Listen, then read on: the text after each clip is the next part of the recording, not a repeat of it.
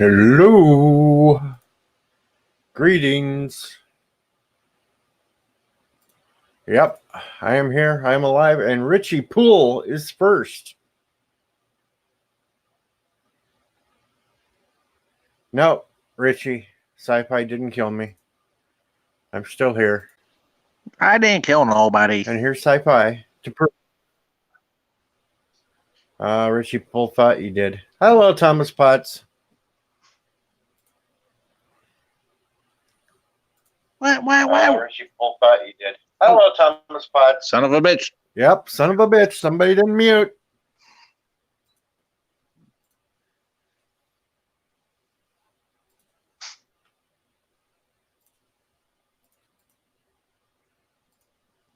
Howdy, Vile Mike.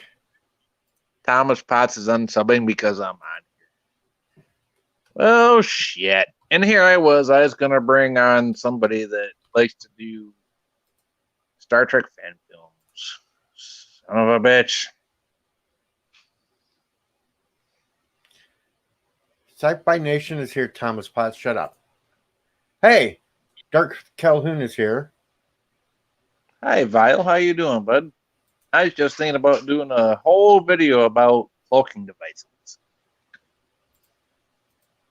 All right, we'll let a couple people in here for the start now. So, Darthan, if Vile wants in. I just had a son of a bitch moment myself. You did? What about?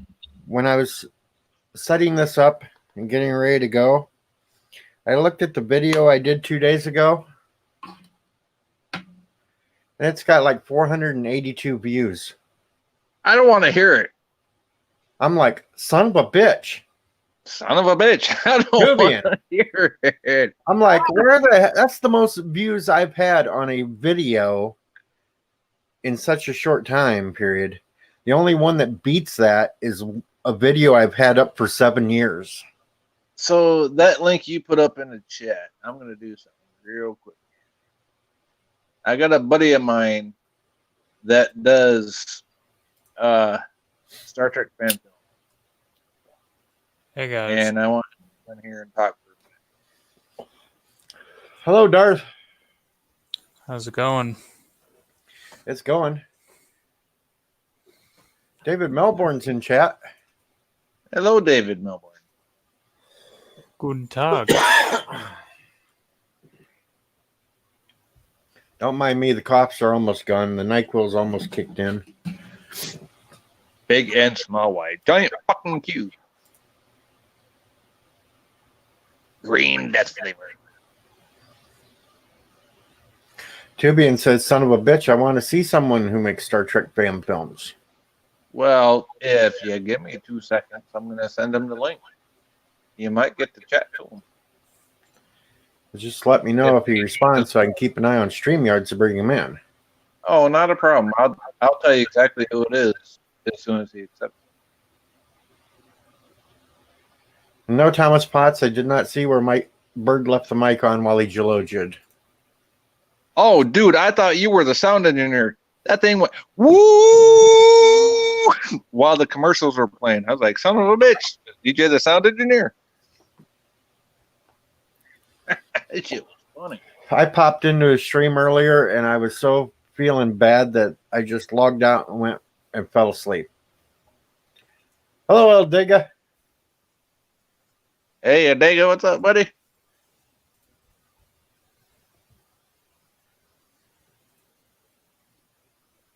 It was kind of dumb of me to go to work this morning, but I had to go and still feeling like shit. And I was just wore out by the time I got home. Yeah, you shouldn't have done that, eh? Hell night, Breeze. Hey, Breeze, what's up, buddy? So, Darth, how many days till you leave? For basic, Yeah. February 25th. So you still got a good month. Yeah, and I've got like 2 weeks left of high school, graduating early, and then gonna spend like a month on vacation before I head off to basic. That's the way to do it. Yeah, and saving up a lot of money. Gonna head out to Seattle. Then I'm gonna hit up a few concerts that are gonna be out there. Five Finger Death Punch. I think they're going out there. If that's true or not, it's yet to be determined. Well, that'd be a good concert to see, though. Yeah. Otherwise, I'm just gonna eat really good food that I can't get out of Montana. Well, there should be a lot of that. Montana's not really known for too much good food out there. It's the food desert. Uh-huh. Yeah, and then I'm heading out to North Dakota. Gonna try to enroll in my classes earlier, which North Dakota State might allow me to do since I'm in a special circumstance.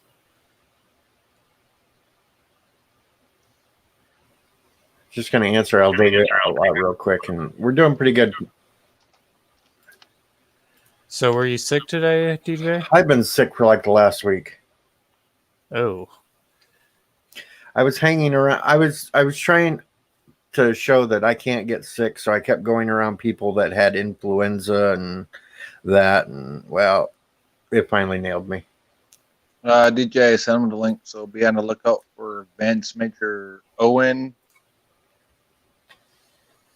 I know it Okay. sounds kind of cruel, but running is actually the best way to get rid of an illness. I'm too fat.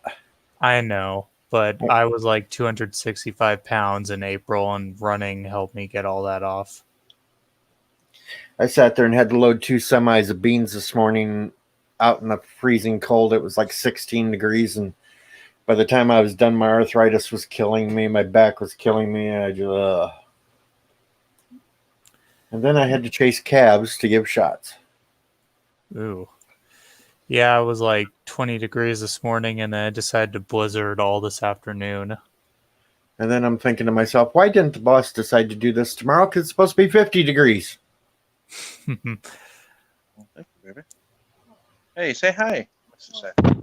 Bosses are never smart. Yeah, say hi.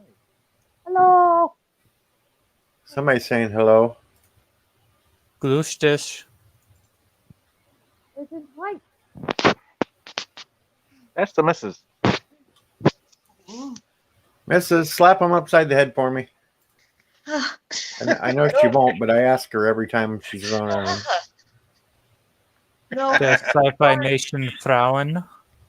I'm gonna take a bath. Okay, baby. Mwah. Love you.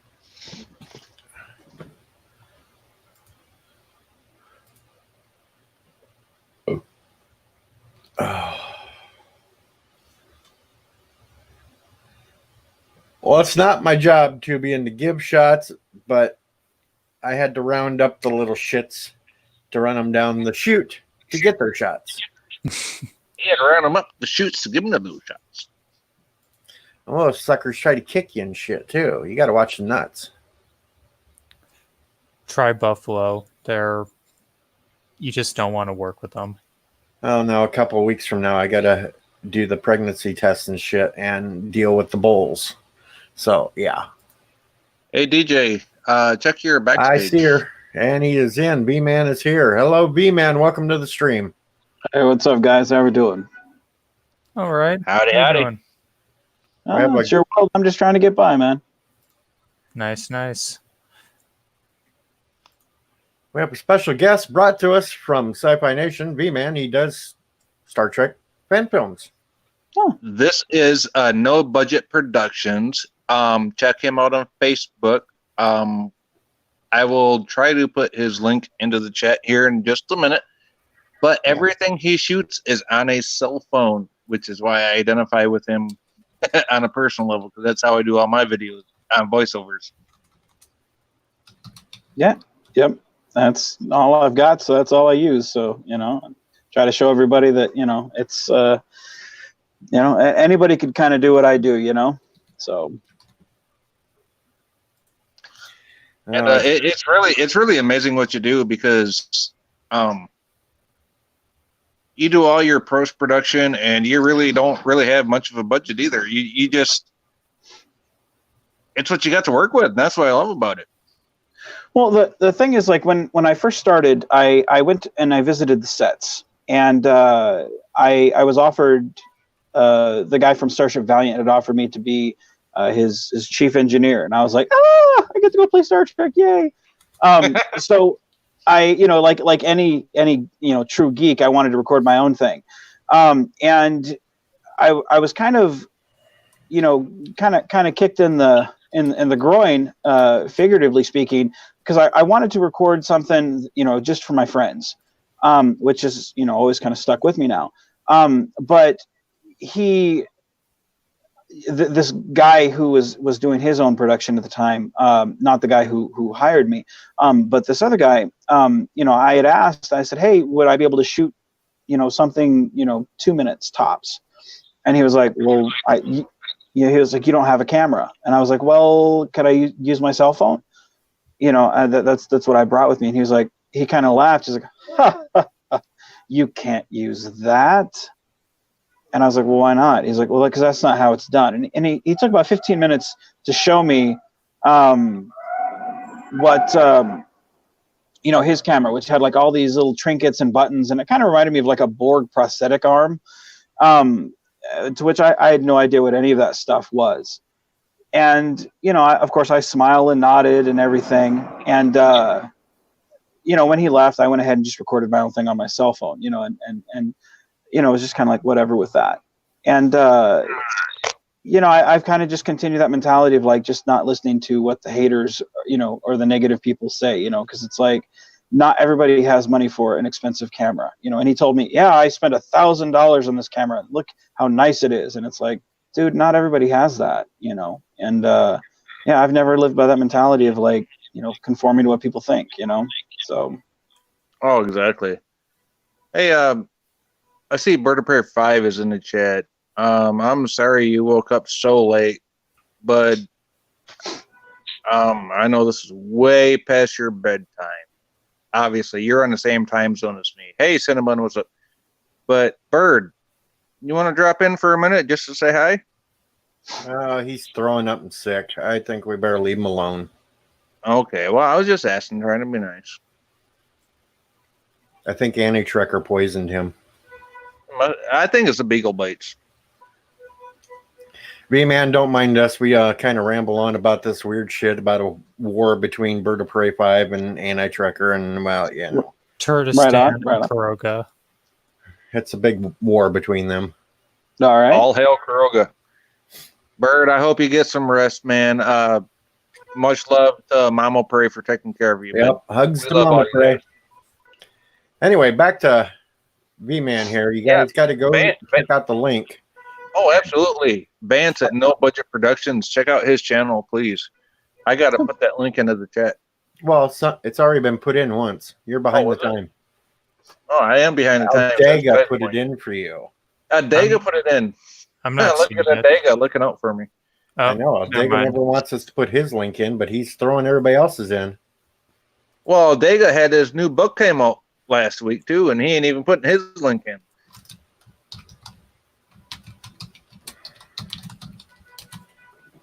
But anyway, if you go back to interviewing Sci-Fi, you're doing good. I'm going to mute myself so I can hack my head off again. Me interviewing? Shit, I was letting y'all talk. So, Vince, so I'm going to have you on my channel as soon as my webcam comes in. And I know you're going to be on Trey's channel over there at Axonar Comics here pretty soon. So, what's the word? I mean, what do you got coming up there, bud? Well, the thing I wanted to do with Trey, I'd like to do some commentaries with him. I've talked to a couple of my people, one of the editors for, the editor for the 11th Hour, which is probably my most Vance film that I've done, which people use that term Vance film for just kind of like, either scraping bottom of the barrel, for making a fan film. Because the way I do a fan film is like, it's kind of like if you've ever watched a Kevin Smith film where two people kind of walk into frame, hold a conversation, and then at the end of the scene, one person walks out. That's kind of a Vance film, and that's kind of like Clerks. No, and that's exactly it. Because like real life is a lot like that. So if you watch one of my films, they're not necessarily very Star Trek-esque, but they're pretty real life. They're pretty much like real life, I think. that just happen to take place in the Star Trek universe. And the thing that I think is accessible about my films is the fact that anybody can be in them. Like if you don't have a Star Trek uniform, that's okay. You can be in my film. If you are overseas and you can't make it to set, that's okay. You can still be in my film. Like just record yourself on your cell phone and we'll have a, ship to ship communication, and I'll just edit that in on my comm box, but the thing is, like, I just care about people who have that passion that want to do it. If you record yourself, I'll put you in my film. And so the thing with Trey, he wanted to have, we've discussed, doing different type of projects. And one of the things that he and I've discussed is doing like a commentary. We talked about doing, the watch parties, which it's actually like that, those watch parties that we've done, that's actually kind of given me that shot in the arm I needed to get my writing back, the excitement that I kind of had lost after I got kind of burnt out of fan films.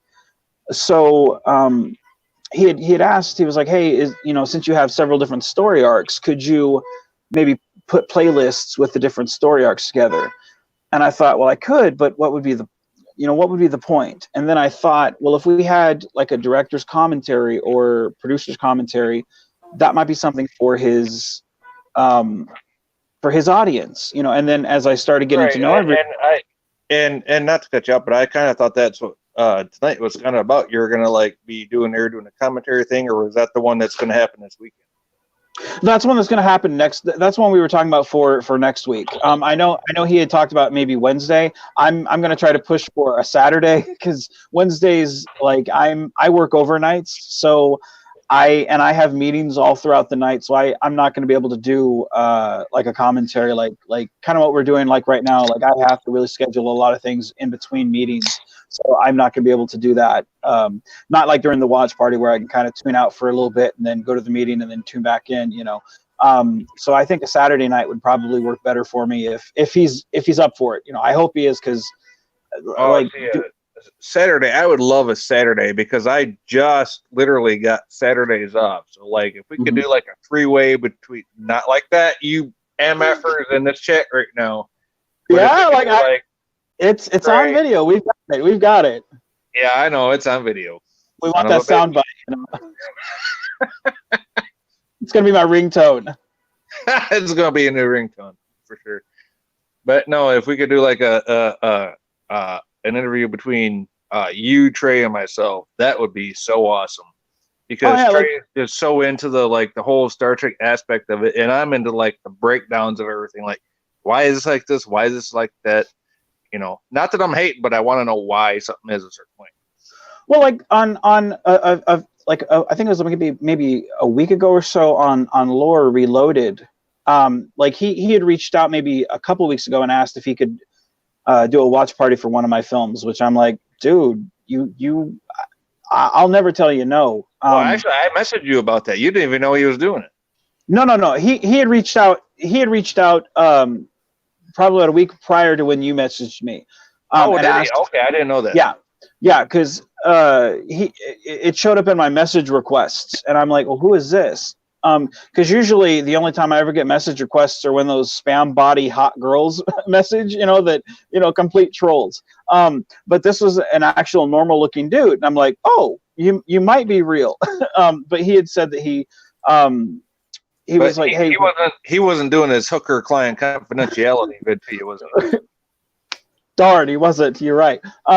But he had asked if he could show the 11th Hour, and which again is the most Vance film that I've made, because it is pretty action packed, at least for one of my films. It's got a lot of CGI in it, and it's a really good film. He had asked if he could show that one, and I was like, sure. I don't see why not. Like I'll never tell you no. And then he won't tell Laura no, people. You heard it here first. Yeah, never will.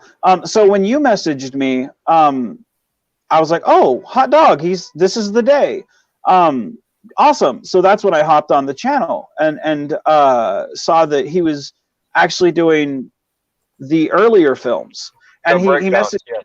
Yeah, and he messaged me later on in the day, and he thought he had already messaged me, said, "Hey, we're doing the watch party on this time," and he simply forgot to. Which I'm like, dude, I got kids. I completely understand it. No worries. But he said he felt kind of awkward, kind of jumping into the middle of the story. He wanted to start from the beginning of, which I was like, I understand. But what was my point? Hot dog. Hot dogs and Lore Reloaded. That's all I know. And you'd never say no to Lore, even though we have seen him dance naked. And that's besides the point. We don't want to relive that memory. Hot dog. I just started rambling and my mind just went blank. I started thinking about oatmeal. Oh, man. I thought you were talking about hot dogs and Lore Reloaded. But hey. And how much I need bleach right now? I don't know. My mind just went blank. I'm sorry, guys. It's been a long day. You're fine, Vance. Just go I ahead. blame Sci-Fi Nation. It's all my fault. There you go. Put him on the spot. I got it. So, but yeah, I was, so yeah, anything you guys want to do for like, watch parties or interviews or anything, whether it's, you or Trey or whatever, I'm down for it, cause I really do just work with anybody. And like the watch parties, I really do dig those. Like on Wednesday nights, like I kind of live for that. Cause I mean, outside that, I've met such a wonderful network of people, that have reached out. One of the people is like, "Oh man, I found you on Facebook." Yeah. And I'm like, "Oh," I mean, if you've enjoyed the films that much that you've reached out that way and kind of want to get to know me, well, that's kind of nice. It's just like you, man. I mean, this is why Star Trek exists, is to bring geeks together, and that's kind of cool, It's the nerd community, and that's what I love about it. If we can help each other out, that's what I'm all about, man. Oh, okay. I remember my point. They were talking on the Lore Reloaded thing, and the reason, like he had asked the question about in the film Resistance, like why something wasn't done. Like there was a green screen issue in the back, and like why stuff was shut off in the film Resistance. Like the whole, like most of the bridge was blacked out, and like I hadn't jumped on at that point because I think I jumped on 3/4 of the way into the film Break Free, because that's when you messaged me, and like I didn't have a chance to tell him until after the fact that we shot that film on a power generator that was ran off of gasoline, like a little lawnmower type deal, But that's why like I enjoy the commentaries and like the watch parties, is because when people have questions, you can answer them. We literally for that film should not have been able to even film for the day, but we ran that whole building off of a power generator that we only had enough power. If you go back and watch the film Menard, the film Resistance, the film First Duty, the film. I've watched all the almost all of your vids, man. They're for what you had to work with, they are just amazing. That's all I'm saying. Yeah. And if you know what you're looking for, you can see why things were done a certain way, and the fact that in one day, like we shot 5 films. So they may not be the most visually stunning. It's not going to be a prelude to Axanar. That's not what my films are about. But I think especially given the fact that my films are shot on, a Little Caesars pizza budget, I think you do get a pretty good sense of character. They do feel pretty real, and that's why I enjoy the watch parties and stuff or commentaries, is because you do get a sense of what was in the thought of the creators when they did this, So I always love talking to, people such as yourself, because you guys enjoy and appreciate what I do. Absolutely. And that's why I want to take the time, and I want to thank DJ Odyssey for allowing me to have you on here tonight. Thank all of you guys. Like, I really appreciate talking. I mean, the fact that you guys are willing to have me on and talk, thank you. I appreciate that. Oh, no. The only regret I have right now is Captain Foley isn't here. Oh, absolutely. Where is Captain Foley? I know. Captain Foley is not in the house tonight. He is like a good friend of mine and a very good friend of this channel. And I tell you what, if Captain Foley was in here tonight, he would have nothing but high praise for what you're doing. Now, I want to kind of bounce back to nerds supporting each other. If I've never watched any of your videos, this is the first time I've ever heard of you.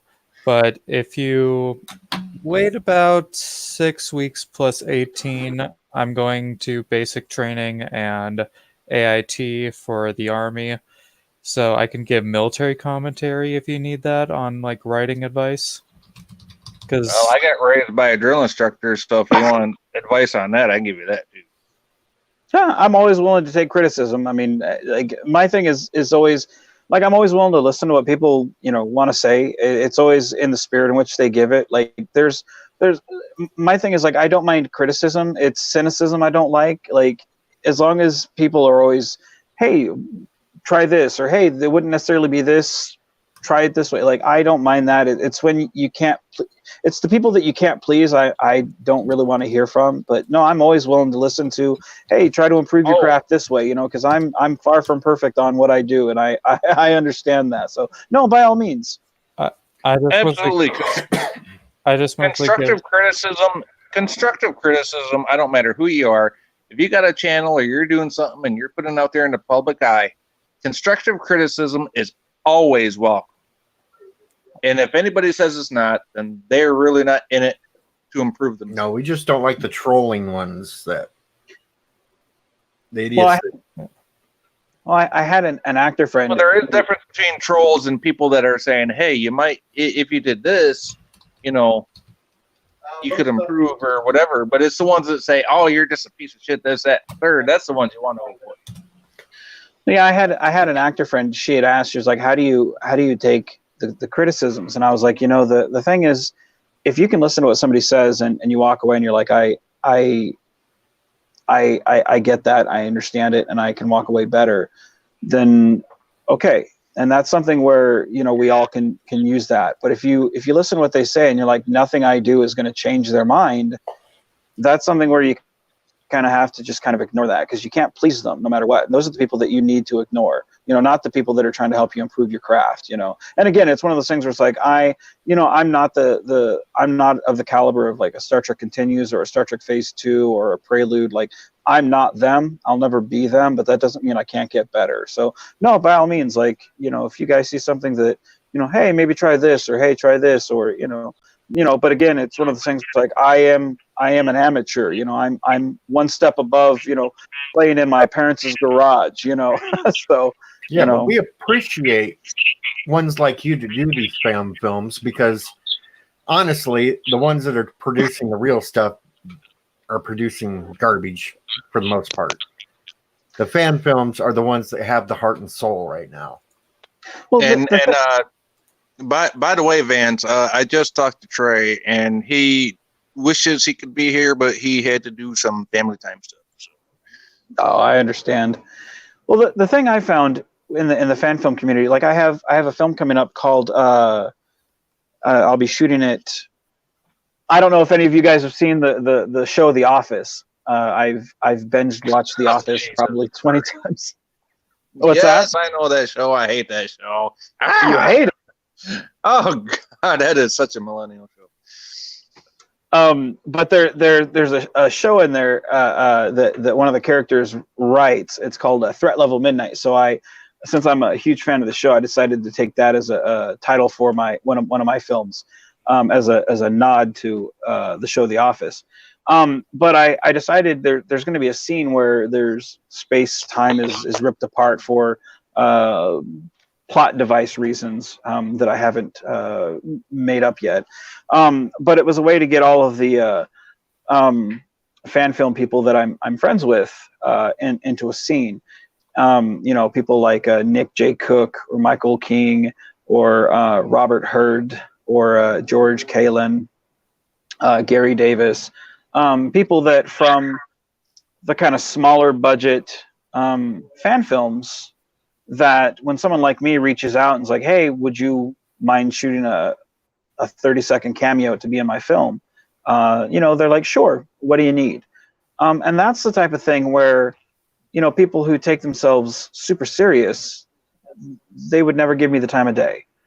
And that's what I love about fan films now is when I first started, you very much had those big egos, whereas now it's not necessarily there as much, you know. So that's, you know, I'm very fortunate that we have kind of a network of people that do work together to make a better experience for everybody, you know. And again, something that I've tried to have with my films of, you know, with the cell phone and whatnot is show anybody can do what I do, you know. So I'm very blessed. So thank you I'll tell guys you for your what, support. for the work you do, what you have to work with, that is just amazing, and that I cannot say enough about that. I mean, because watching what you do with the cell phone and then trying to do my little channel, the cell phone, doing a voiceover on my little slideshow video, it's like, wow, this dude does this, and I'm trying to do this. Man, I gotta learn something from this guy. That Well, and that's the thing with cell phones is like they have, like when I go down and like my wife, she loves playing her you know, games on the phone and whatnot. For me, the only thing, the two things that I care about is video quality, and then you know, connecting to the Google Drive. You know, that's really the only thing I care about. Everything else, it's secondary. You know, I care about the video quality, and you get. don't mean to interrupt you, but good night, Bird. Have a good night, man. We love you, bud. Sorry. Go ahead, Vance. Oh, you're fine. You're fine, brother. But that's, to me, it's like the most important thing is the video quality of the camera. And because a lot of it out there is, you know, for what I shoot for. And again, not everybody is this way. But again, you know, for like away missions or something, you know, for what I do, it suits me just fine. So yeah, anybody can do what I do. And if you're just looking to make some fun stories and shoot with your friends, you know, I you know, being on set or on an away mission or something, you know, it's like I may have walked away with some bad films, but I've never walked away with a bad experience. You know, it's always been a good time with the people that I've worked with. So, you know, that's pretty much it, man. And that's it. It's all about the people and that you work with and the fans. Oh yeah. Yeah, you're gonna have haters here and there, but you know what? The haters that give you constructive criticism, like you said, hey, fine, take it in stride. Listen to what they say. But it's the ones that say, "Oh, f this and f that," just because you're trying to be that. No, you ain't gotta listen to that. Fuck all that. Well, the thing about it is, like, my son's been on set with me, ever since he was born. You know, he's very familiar with the, you know, bridge of the Enterprise, and he's just about 3, and he's been in every room of the ship. And every time we go, we get a picture of me and him somewhere, wherever I'm filming for the main locations of that shoot. And he's got a whole wall of our pictures together. And you know, it's one of those things where no matter what hater comes by or no matter how low quality of a film I might do, I always have a good time with my friends, and I've got a father-son moment with my son. They can't take that away, you know. And that's what people need to realize is make the experience yours.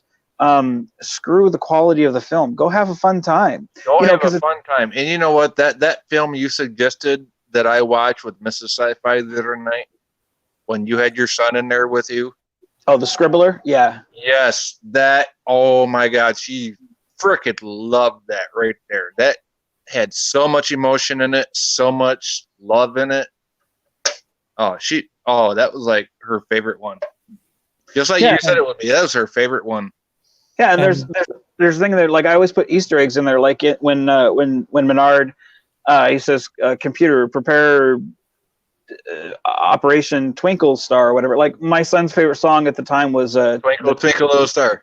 Yeah, like so whenever he sees that scene, he's like, Twinkle Star, like, because that's what he would call it when he wanted it on YouTube. He would say Twinkle Star. So I always do Easter eggs like that. So whenever someone's watching it, like only maybe 2 or 3 people get the reference of what I'm talking about, but those 2 or 3 people are always going to pay attention. So it's like, to me, it's like I don't mind doing Easter eggs like that for my films, because again, my film is not meant for like a mass audience. Because like, dude, if you go to my channel, only a couple hundred people have Easter eggs in almost every one of your videos too. I'm still trying to figure out where most of them are, but Yeah. I'm rewatching them and watching them over and over again to find out, okay, where did Vance put the Easter egg? Yeah. Yeah. Just saying, do this for any sort of creative art, whether it's filmmaking, writing, drawing, anything. Just make sure you have fun. Don't try to like suit an audience all the time. You gotta do what's best for you. Like I'm writing a book, and ultimately, like I think that the SJWs would hate it because it's about like German Empire taking over the world, and it's like super wholesome and stuff, and they would just I have fun with it. And I don't care about any politics, don't care about anything, don't care what other people say. Just do what you want to do. Yeah. If you're not pleasing yourself, what's the point? Because again, like for me, I drive 6 hours to the studio, 6.5 hours to the studio. A lot of the times it's right after I get off work. Let me ask you something, Vance. How far are you from Uri Studios? Just out of curiosity. I think it's 14 hours. I think. Oh, so you're a couple states away then. Yeah. Oh, yeah. When I finally go down there, it's gonna be a hell of a drive. I might stop off at my stepsister's. It's gonna be a hell of a drive. But like the thing about it is like the first time I shot a fan film, like I slept in my car, I ate dry ramen because I didn't have money for a hotel. Shit, I did that for 6 months because I was so damn poor. There you go. But like the thing about it is like I was up for 36 hours before I finally got some sleep, all because it's like I wanted to do something I believed in. And it's like if you like it's not about pleasing other people, it's about pleasing yourself. If you don't believe in what you're doing, don't do it. So again, like my films are not meant for like the hundreds of thousands of people that are watching like your Star Trek Discovery or your Exactly. Star Trek. Like it's meant for my friends and family. It's meant for the fans. Exactly. Yeah. DJ, put that by Mr. Miles back up, would you?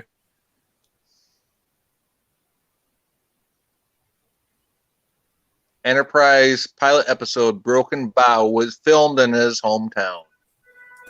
Bow. Or in his area. Broken Bow. Damn Bow. Canadian. It's Broken Bow. It's like the town in Nebraska, Broken Bow. Broken Bow. Nebraska. Don't What's mind up there? him. He talks like a Canadian all the time, so he don't know how to pronounce anything. I'm an honorary Canadian, goddammit. Shut the fuck up and get the fuck away from my door. Want to say hello to Anamora. See, we do not ignore women here. Nope. Anna Mora, how you doing?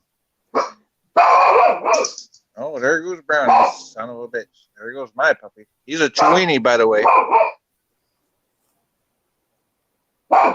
Oh, shut up. Dink, get over. Hey, get over here. Son of a bitch. A boot. There you go, Tubian. A boot.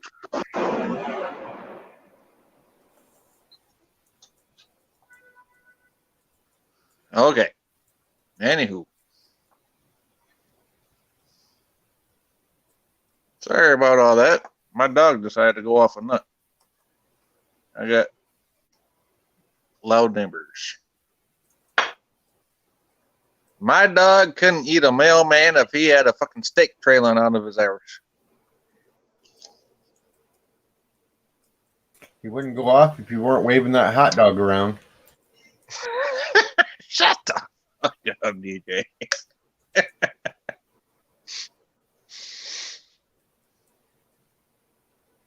Now we completely lost our train of thought. I know we did. But Vance, anyways, thank you, man, for being on here tonight. Oh, man, I love your fan films. And you shot on a cell phone. Tell us about the post production. Could you?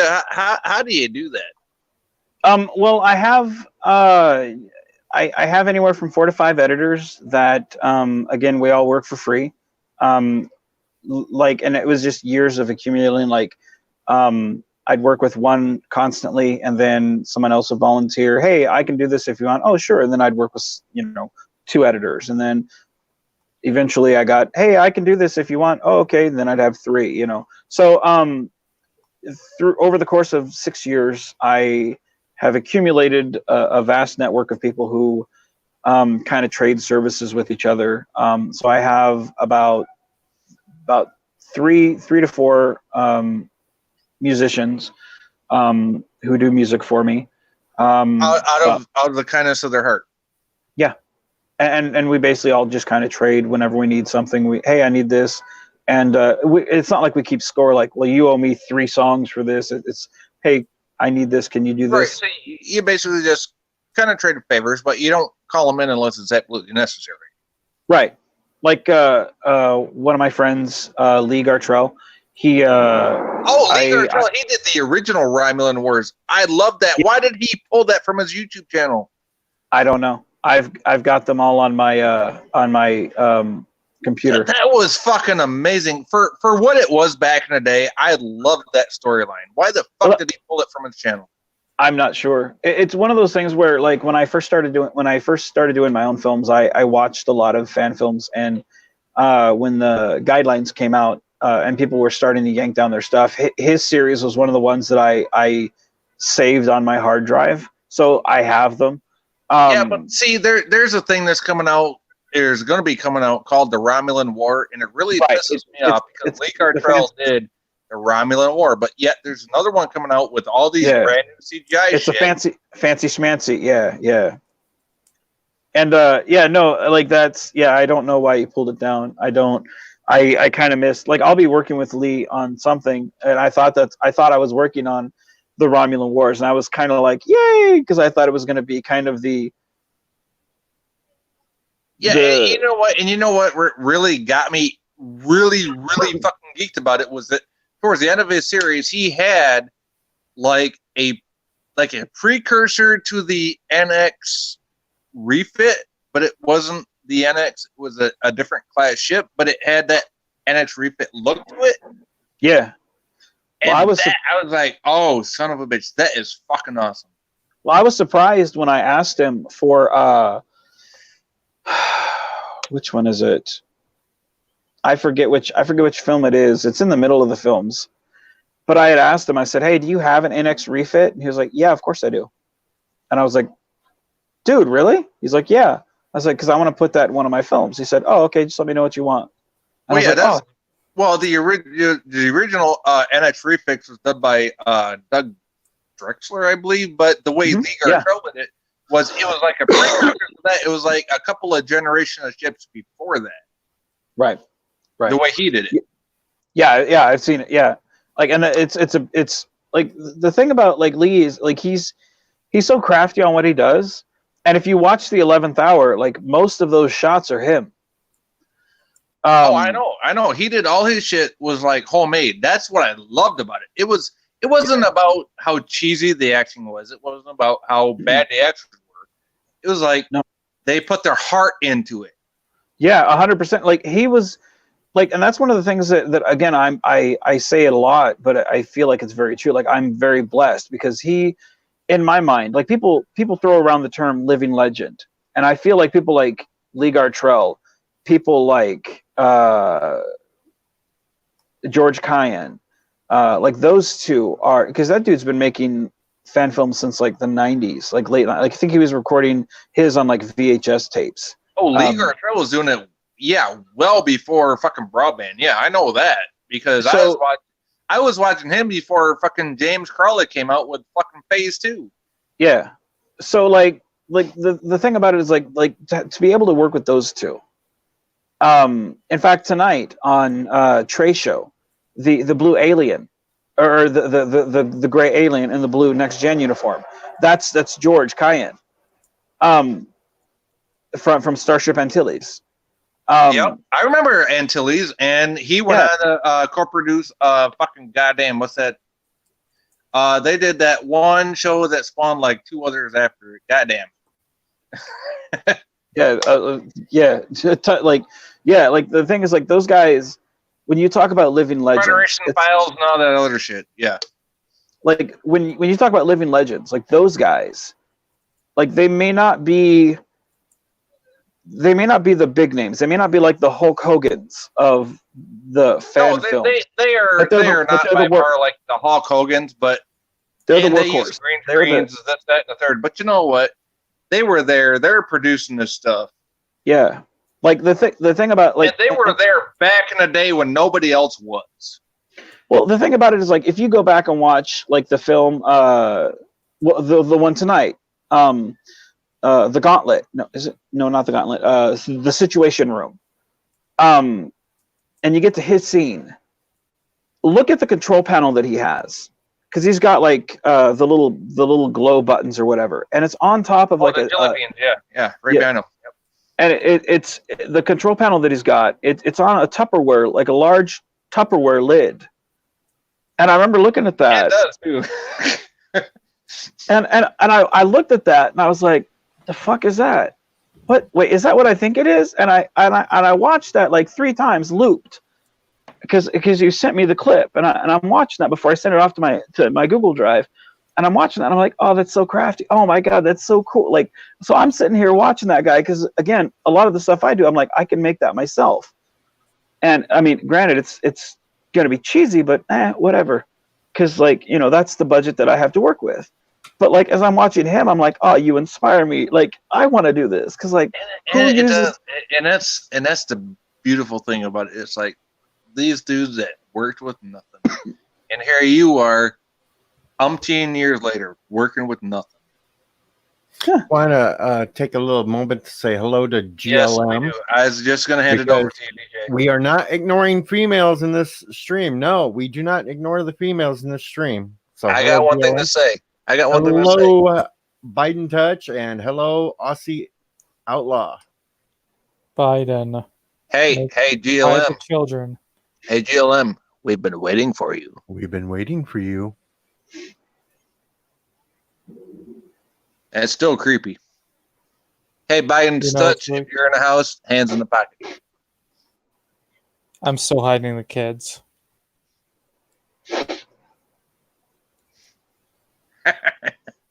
I don't want those kids touching his hairy legs that he brags about. I told Biden's touch to keep his hands in the pockets over on Midnight Edge tonight. I don't know. I might have to zap him with my lightning if he gets out of touch. B-Man, I hope you don't mind, but I put a link to your channel down in the description for this live stream tonight.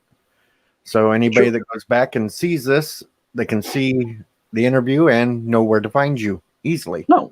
Well, thank you. I appreciate it. And I just got a notification on my phone that you subscribed to my channel. I appreciate it. I'm always thankful to anyone that subscribes. I appreciate it, man. Oh, we always help out around here where we can. Oh, yes, please. If you can, go, please, subscribe to No Budget Productions. Please. Go check out Vance. Check out his videos. He records his stuff on a cell phone and does everything in post-production. This guy, I tell you what, that's a true talent. No, Forget all the fancy schmancy CGI. This guy right here, he's got love for Star Trek. No, I appreciate it. Well, somebody's got to help out around here because YouTube certainly doesn't want to help anymore. So we got to help out. My God. That shit. DJ, put your Streamlabs link in there then, bud. That shit's nuts what YouTube's doing lately. Oh my goodness. Yeah, YouTube ain't doing shit, is he? Yes, GLM, we were talking about Star Trek at this moment, not computers though, so you got to be happy about that one. Hey, who remembers all those cheesy Star Wars versus Star Trek videos on YouTube in the early days? We've been waiting for you. Oh, Mike Bree says I sound creepy, so I had to say it again. Am I like the only guy that remembers those videos? No, I still see they still making some new ones like that. Mm-hmm. Yeah, Darth Cahoon, they're making quite a few new ones like that. Hell, they've expanded to add Babylon 5 in those fights and everything else. Battlestar Galactica was in one of the like major cross fights. Yep. Yeah, I just remember like staying up till 3 o'clock in the morning as like a 10-year-old kid watching those things, even though they were terrible looking back.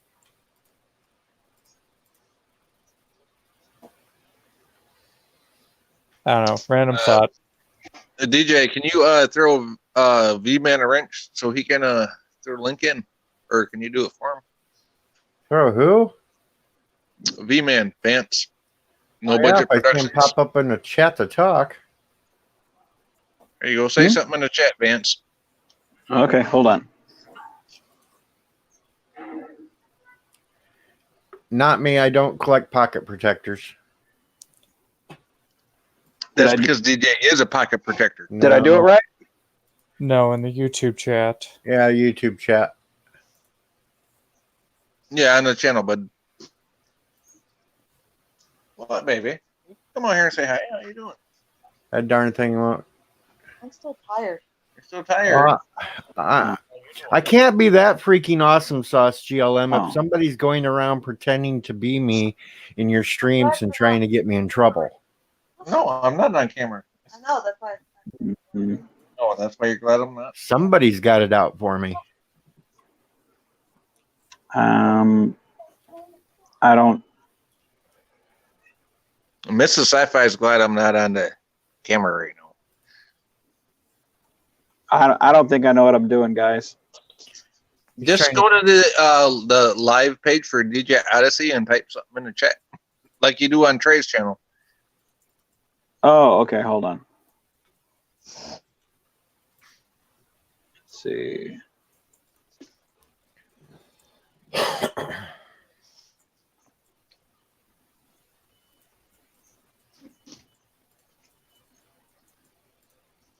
I mean, if not, I'll put your channel link in there. Not a big deal. I'm not a furry. Damn it. Yeah, can you do it for me? I can't see. I'm not. I don't see it. I don't know. I don't know. I'm kind of lost, man. I know my channel's hard to find. I don't know. I tried to pull it up because you just subscribed to me, but I think someone else subscribed. And I think I went to their channel by mistake. Yeah, I think Bird of Prey also subscribed to you. That might be why I can't. subscribed. Son of a bitch! I threw my link in the StreamYard chat, private one there. That might be why I couldn't. Yeah, because I saw you had subscribed, so yeah, that might be why. I'm sorry, guys. And Nightbreeze says he's just subscribed, and so did El Dega Outlaw. So I think we picked you up a few tonight. Well, thank you, guys. I'll put the link in here in a second, guys. Hold on. I got the link in there. Do you? El Dega Outlaw put the link in there. Oh, Adega, look at Adega Outlaw. Hey, if anybody doesn't know, Adega Outlaw has a brand new book he just published called Evolution by Adega on Amazon.com. Go check him out. Awesome stuff.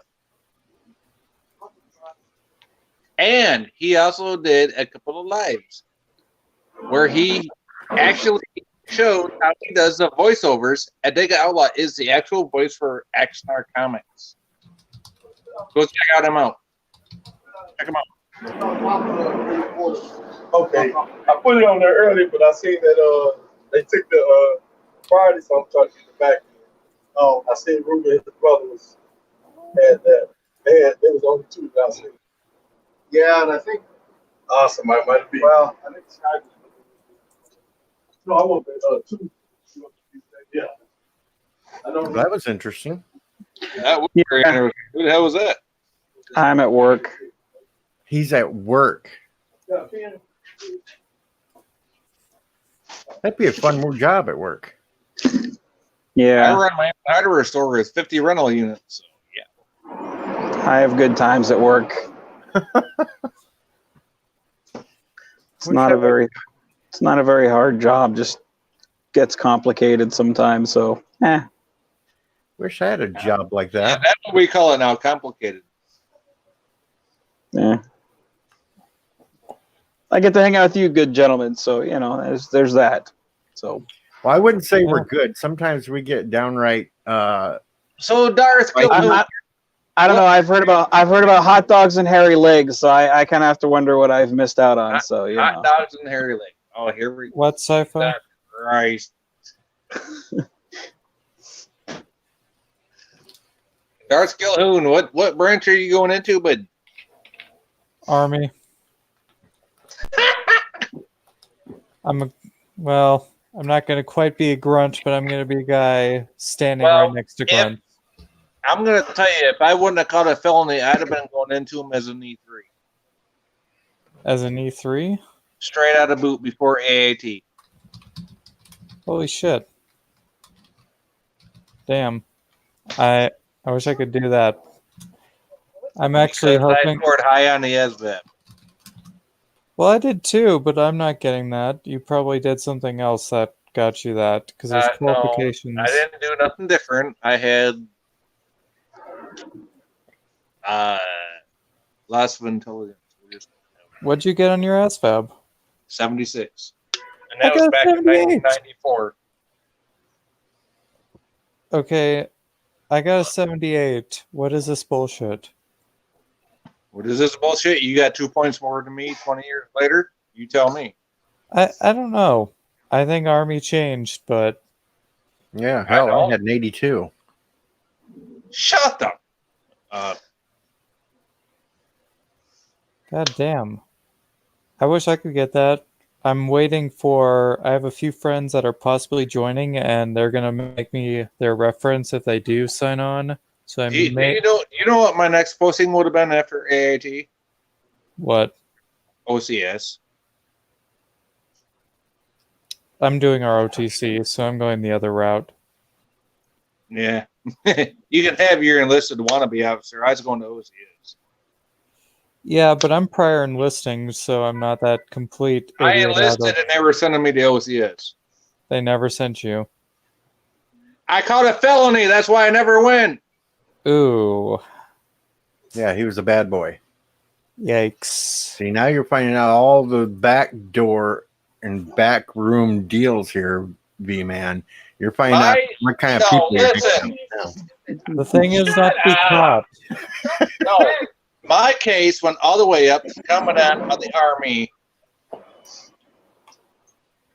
And they decided, because my dad was a Marine of over 20 years, they wanted to make an example of Yeah. I got they tend to do that. fucked.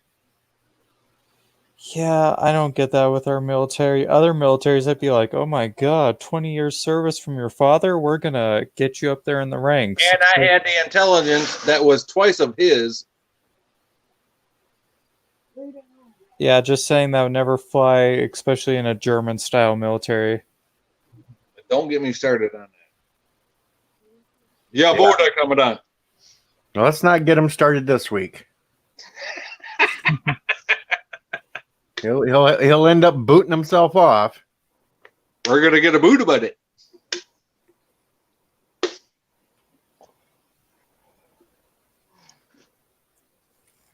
Oh well, I just have a lot to look forward to. Gonna be joining the best brotherhood in the world. No, I'm not on a Gelogia break, Josh. Hey, Bird's the one that left the vacuum thing on tonight. I thought DJ was a goddamn sound engineer. Biden says Octun. That's supposed to be one word. That's supposed to be one word, not two, Biden. I took 1 year. Really? Biden, I told you, hands in your pockets, motherfucker.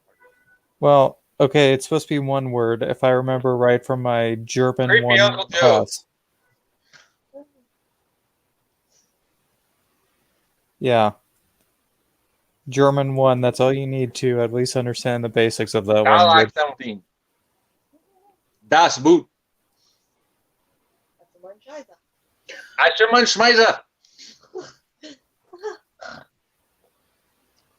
So, sci-fi. Let me ask you a question. Yo, let me answer a question. So, out of the films that you watched, which ones do you like best? What do you think so far? Personally, Yeah. Like, what are the good? What are the bad? Like, critique. Like, out of everything, like effects, everything aside, the one you suggested to my missus, the one where your son is by your side, walking through that field saying, look, this is me, this is my son. Let's enjoy it. That's the one I love. Because it brought a truth of realism.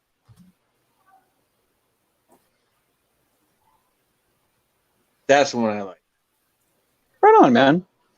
What about on the ones that we've watched in the watch parties? Because you've been there every week the past 3 weeks, I think.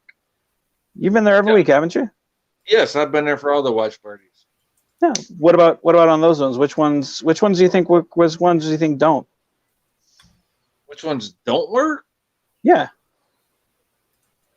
Maybe the ones where, because I know with the Scraggle beer at the time, and I know what you look. I know who you are. So you stop chewing on your shit behind my fucking back. I have a Chewini over here, just like Alec does. Bear with me. Lay down, motherfucker. Thank you. Anyways. What didn't work, okay. Now don't get me wrong. I love when you do your personal logs and this, that, and the and I love when you're going on the scene and giving your captain's log.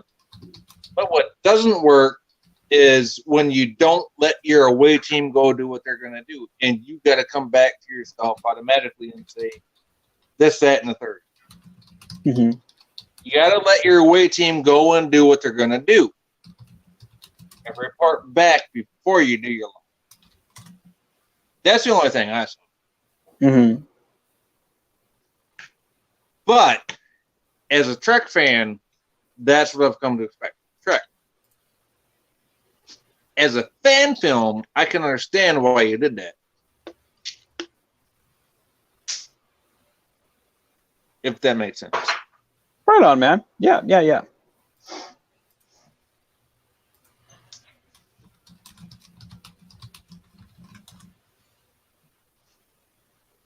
I mean, I can't critique you as a fan filmmaker because I've never made one. I'm just saying what I see objectively.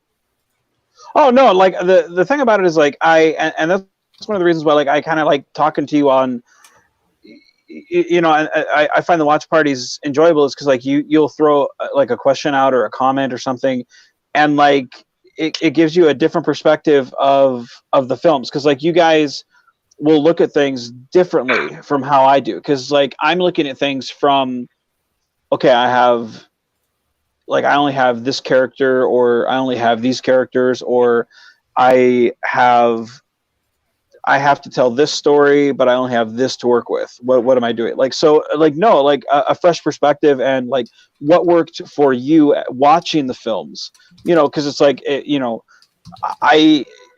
I only have a certain amount of people that I talk to that are like, yeah, I watched this and it was, oh man, it was great, Vance. It was wonderful. You know, I don't want to hear that. Like, I want to hear what worked, what didn't work, what did you enjoy, what didn't you enjoy? Like, there are some people who are like, hey, Vance, you kind of have too many sappy moments in there where you're just, you know, boo-hooing. And I'm like, oh man, you're right. I kind of am boo-hooing. Like, God, I really do cry a lot in these films. Damn, I gotta have some more fun moments. But, you know what?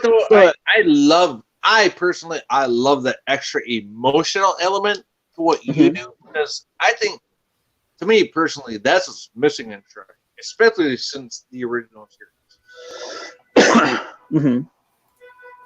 Because ever since TOS, when TNG came out, what was missing? And I'm going to catch a bunch of bullshit for this, but a lot of what was missing in TNG was the human element, and that's what TOS had. Yeah, I would say when Roddenberry brought back Next Gen and they wanted the perfect human society, they kind of lost that human element. I feel like they got that back with DS9, and if you watch the Constar films, I feel like there's a lot of the DS9 element. At least that's what I was trying to go for. Like I really wanted each of these secondary characters to feel just as real or at least fleshed out as the main characters do. I feel, or at least my attempt was, to make them feel real. Where if you lived in that world, you feel like they would have a backstory if you asked them. I don't know if I was successful in getting that across, but that was at least my attempt. And some of that came down to we just didn't have time to tell every single story, or the actor may not have been available to do that. But yeah, that was one of the things that TNG did kind of lose. They kind of got it back somewhat with the third, fourth season, but the first two seasons, it really was. Well, at least, I mean, they kind of got that back somewhat with Q-Who when we started seeing deaths, you know. But that was season 3, episode 25 or whatever. No, Q-Who was season 2. Oh, I'm thinking of the other Borg episode. That Best of Both Worlds. Right. No, like when the Borg cube sliced right into the saucer section, I think that was the oh shit moment that kind of showed Starfleet, like, you guys aren't perfect. You know that. And yeah, to me, I think showed him. He like slapped him right in the fucking nutsack. He's like, "Here, you ain't shit." And I think symbolically, like that kind of did the same thing to the Gene Roddenberry vision of what Star Trek was, because it's like you can't tell stories about a perfect society. You've got to have some conflict, and it's got to derive from our human nature. You know, it can't always be an external conflict. Well, No, I think a lot of with Star Trek has to be internal conflict, because if it isn't, then you're missing the core of Star Trek. just saying, they're also, the thing about a perfect society is it's always from a point of view. Like, Right. Like, say with Gene Roddenberry, he thought that his near communistic utopia was the ultimate utopia, but to another person, that is a complete But hellscape. TOS also was basically the U.S. versus Russia back in the day. Yeah, I get that, but that was also because of a product of the time. Communist Soviet Russia back in the day. Yeah, they couldn't quite do that, but in TNG, it was like, yeah, we can push this narrative of like, oh, this. Well, the wall came down when TNG premiered. Yeah, so they could do that, and in TOS, you couldn't really, or else suffer the backlash. But yeah, to like anybody, like a perfect society does not exist, because like for me, TNG would be a complete hellscape, because one, I would say a right spectrum. I'm very religious. I'm not very much for communism. I don't like socialist economics, so I'd prefer like a capitalist system. To me, I would just hate it. It would be absolute torture for me to live in a society like that. And for other people, they want other societies. Some want anarchy. Some would hate the Federation because it resembles order. And you need to. That's why, if you write a system, you got to show its flaws too. Especially if you're pro Dominion. I'm not how they're portrayed exactly, but how, like, in the concept, I could see it actually working. I think that's one thing. I think that's one aspect where DS9 kind of gets things right, where it shows this is what we strive for, but we can't ever really reach it. Like one of my friends and I were discussing a while ago in the Pale Moonlight, which for those that don't know, I couldn't imagine you listen to a Star Trek show and not knowing. But that's the one where Sisko kind of drags the Romulans into the war. It's a very Sisko and Garrick heavy episode. But I think that really shows, you know, this is what we expect of Starfleet and kind of see Starfleet as, but this is what Starfleet really is, given the circumstances of what we're going through. And it's one of those things where I really do agree with you of the perfectionism point of view. And I think the quote unquote perfect society doesn't have any room for debate, because you couldn't hold those same debates in Star Trek season 1. or Next Generation season 1, forgive me. Like there really just is, it's black or white. There's no shade of gray. Whereas you get to DS9 and it's like, dude, there's all these shades of gray. You walk along the promenade and it's like nothing but shades of gray, you know? So it's to me, I really do kind of like, I think that's why DS9, at least to me, is kind of like the perfect embodiment of what Star Trek really is about. Because it takes all those imperfections and it really does blend them well. At least to me, I think. Yeah, I Well, think for all of us, like DS9 was one of our favorites, and I like that because it showed the especially humanity that was previously lacking in especially TNG characters, and Yeah. how characters had flaws, unlike just the perfect Captain Picard that can just do anything and get through any scenario. It's like, no, that's not that's not realistic to a human character. Humans have limits, humans have their final straw. And you need Absolutely to show it that. does, but You need to show strain. You need to show genuine emotions, and true conflict, because characters do not grow without any conflict. If they are just perfect all the time, like, okay, I always point to the new Star Wars movies, like Rey, she has no character growth because she's a perfect character. It's same with society in Star Trek. It's like there is no character growth amongst the society as a whole because they view themselves as perfect, or they act perfect. absolutely. And I don't mean to get anybody up, but I do need to throw this back to our host, DJ Addison, for his words. I have no words. You don't have no words. What about somebody impersonating you on YouTube? But Well, I'll get to that a little later. I'm just letting you guys go with the direction you're going at this point. I'll figure out who's impersonating me later. But I know you're saying some stuff in chat about it, and you talked to me beforehand about it. So I want to let you have your fucking little words. So, yeah, like also how I would tackle the whole situation is also write a story from the quote unquote bad guy's point of view. Like give them a genuine story that doesn't paint them as a bad guy. Like imagine if you wrote a story from like a stormtrooper's point of view from in episode 4. You'd be rooting for the Empire then.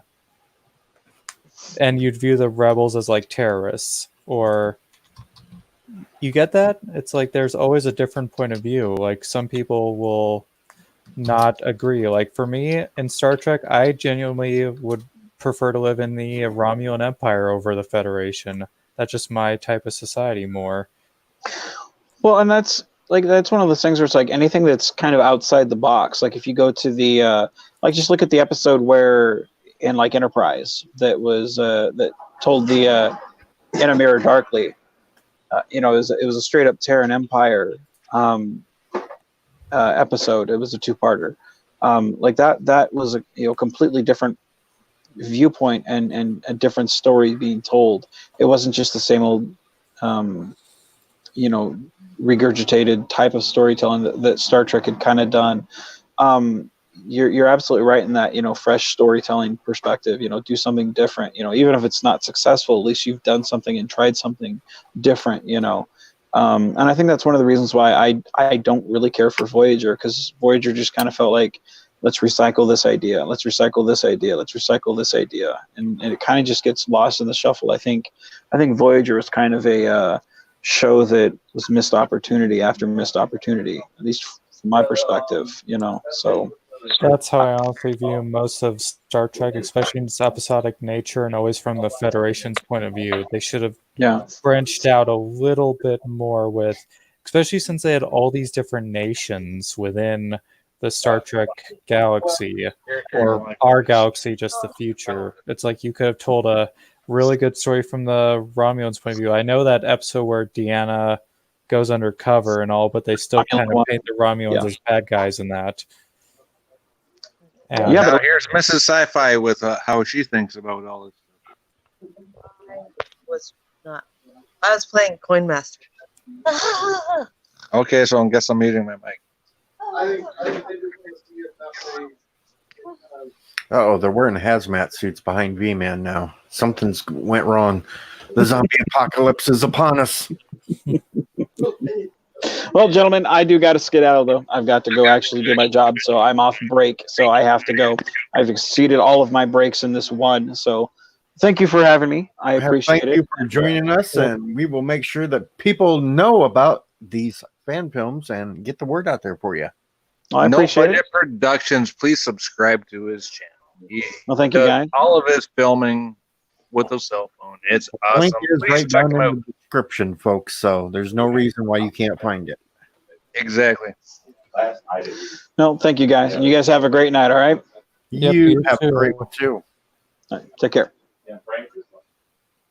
Yep, the zombie apocalypse is upon us, and that's why I had to leave real quick.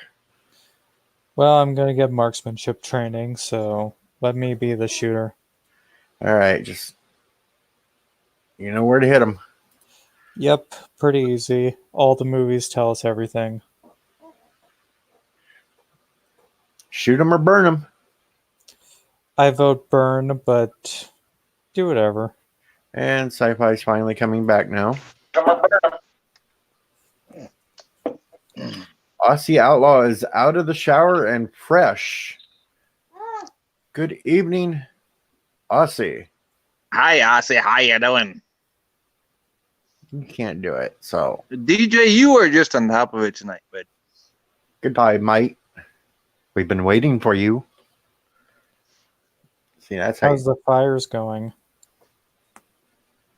No, Aussie Outlaw is not dead. That was a rumor. He is alive and well. I just voted for Burnham. Who? No. I'm gonna mute my mic so I can go Jaloja. No. Hey, DJ, I want my sound engineer. Goddamer. I would. It is I not would- as good as birds today. God damn it, Mr. Miles. I would burn Burnham to the stake for her heresy.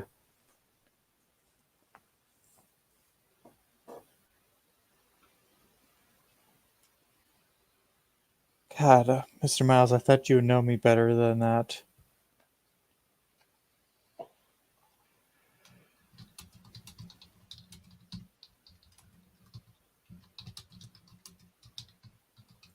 That's some pretty loud typing.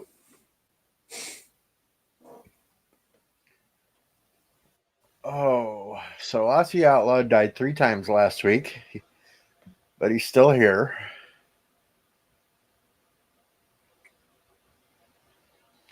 Captain Cat is rolling for some reason. Captain Redneck is in the house, and he wants to burn Mr. Miles. I'll get the steak ready.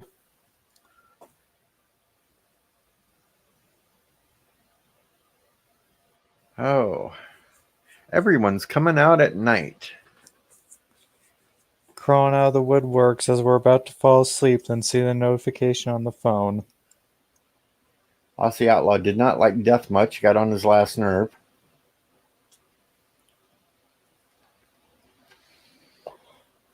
I don't think anybody likes death. Or is he referencing somebody that I don't know? Well, the whole thing is there's another stream that we go to, and he's a co-host, and well, he's off on vacation at this point, so they were taking applications for a new co-host because apparently he didn't make that 16-hour window when he was supposed to check in. Oh, damn. I don't think it was his fault, though. He was out roaming around the Philippines, so you can't quite get good reception there. Yeah, I wouldn't suspect so. That is a third world country. And what is this Feel the Burn, Bernie 2020? I don't know. I'd burn the Bernie, Mr. Miles. I'd burn him to hell. I thought Aussie Outlaw was on a walkabout. Well, I don't know if he's home from his vacation or not yet. We'll have to ask him. Aussie, are you still out having fun in the jungles?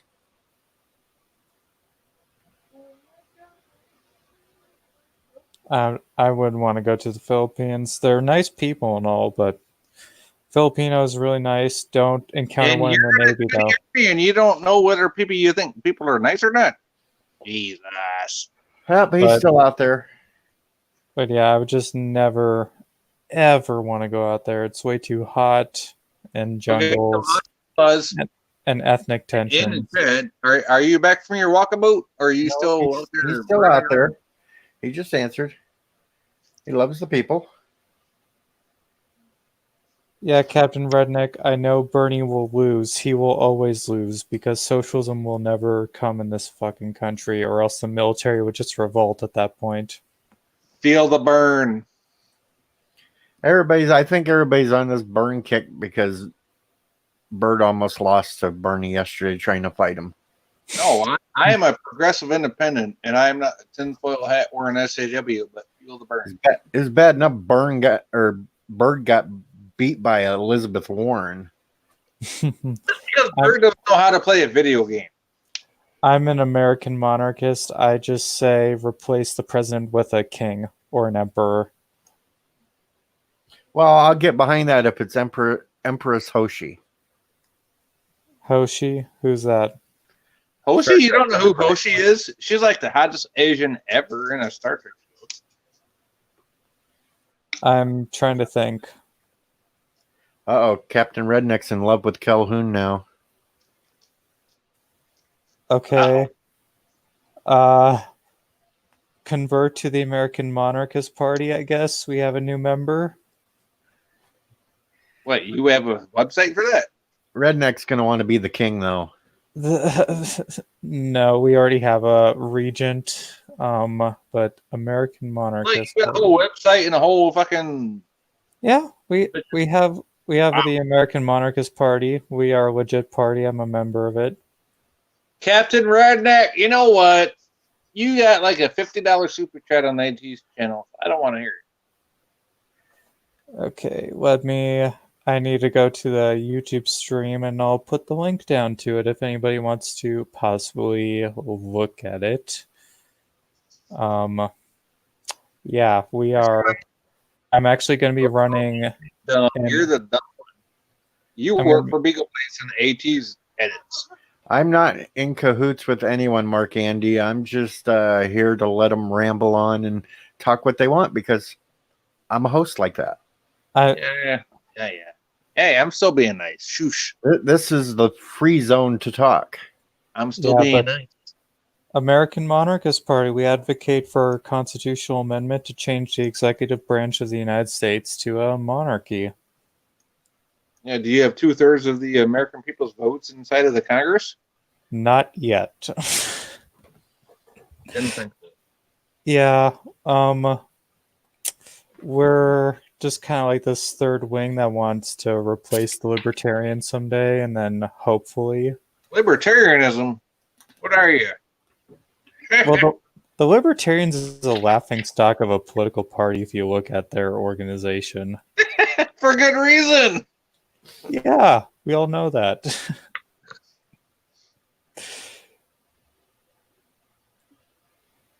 There is no American monarchy. Yes, there is no American monarchy, but we... American overthrew a monarchy because of fucking tea taxes. Wait a minute, there is a monarchy in the United States. It's called a monarch butterfly. Called Washington, D.C. and corporatism. Just saying, well, there is no monarchy. Our solution is to find a family within the United States that would embrace all of its values and virtues that could... Actually, there is one family. Be a suitable candidate for a royal family. There is one family. It's called the Walmart family. So would monarchy be decided by birth? That is the point of monarchy. The reason why most of us are monarchists is we're tired of politicians and their slimy nature. We would want a leader that embodies the values of a people, and most kings and kings oftentimes are the best examples of that. Taxation without representation. You know what? Everybody I voted for taxed me without my representing them. Yeah, Mr. Miles is pointing out it's the Walton family, not the Walmart family. Where's my Tea Party at? They're representing me without my fucking representation. And which Walton state are you in? Good night, John Boy. Good night, Mary Ellen. Every president but one was kin to each other. Which one is the one? Have been led by a monarch. Okay, no. Yeah, there was no American monarchy. We would admit that, and that's why it'd be a complete like restructuring, but it would be a very we If we you want embrace that would be a very slow process, and president has been a monarch.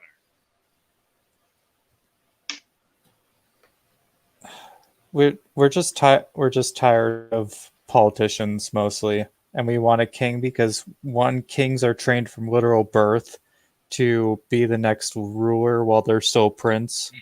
Actually, I agree with Captain Redneck. Bush Jr. was Obama's fucking half brother. That had to be related.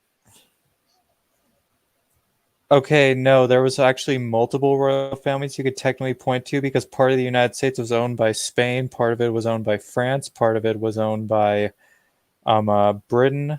So we are not legitimists. We don't believe that there is one royal family that could lay claim to the United States, and we don't want that. Some people want that. Some people we don't want that. You do know the District of Columbia is still owned by the fucking monarchy. Aussie Outlaw has a question. Have you lived outside your own country or traveled? No, Me? I'm a felony. I cannot go outside my country. I have been to Canada. I've been to Mexico. I want to go to Europe. I really want to go to Japan. I want to go to South Korea. Well, technically, I can go anywhere I want to, just not legally. I'm going to have the U.S. Army pay for it for deployments.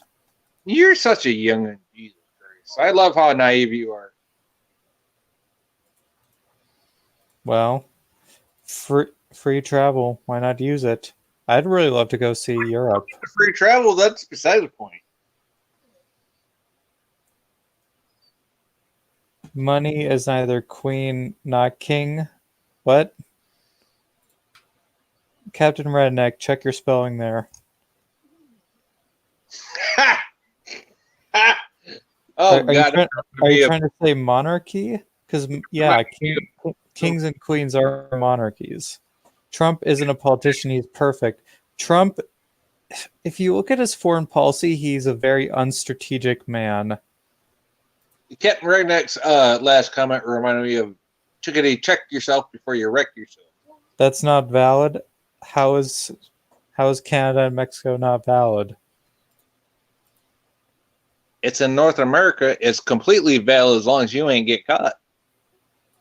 Oh my God. Oh, GLM, he's your play cousin. Well, playing house doesn't count there, girl. By the way, I want to see the third Mexican Empire rise to prominence again. Bring back the Habsburgs in charge there.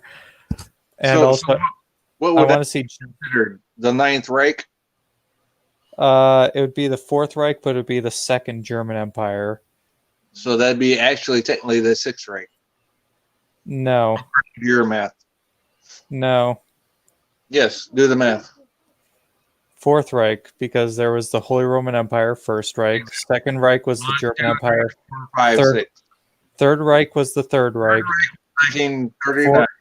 Then the Fourth Reich would be the German Kaiser coming back to the throne, to his rightful place.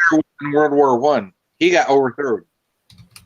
He got overthrown because of us, and exactly. He never abdicated. Well, they say that he abdicated, but he never advocated. I still lay by the claim to his throne. In fact, a third of the German people today would support a return of his would support a return of him, well, his great grandson, to the throne. Okay, I'm just gonna stop. Yeah, I researched all this shit. I know about the Hohenzollerns. I know about the Wittelsbach. Hey, let's stop doing math. We're making GLM cry. We're also making Sci-Fi Nation cry. No more math. Math is mental abuse to humans. Yes, it is.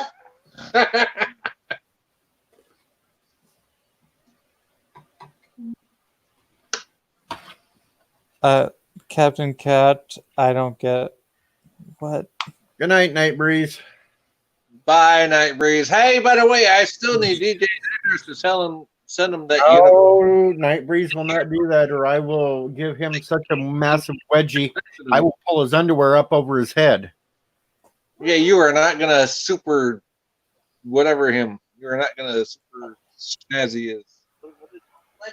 What'd you? Okay, Darth, the link that DJ posted in the chat and the one that I posted and the website behind the scenes takes you to where that girl discovered it. The only one that isn't connected to King John is Martin Van Buren because he's descended from Dutch and not English. Hey, Brady, they got a unicorn hat for his head. You ain't gonna tell me where to send it to? Told you, Sci-Fi, you're gonna have to wear that yourself. Bullshit. You want to see it on this stream? You just put it on yourself. Well, I might. Watch me get the subs. Okay, one, we do not care if they're from an established European line. Two, yeah, we just ultimately don't care. We don't want to bring back a royal house like the Windsors to rule the United States. We would prefer an American-based monarchy. All right, I'll be the monarch. Here I am. I'm ruling. Everybody do your own thing. How traditional is your family? What do you mean by traditional? Traditionally minded,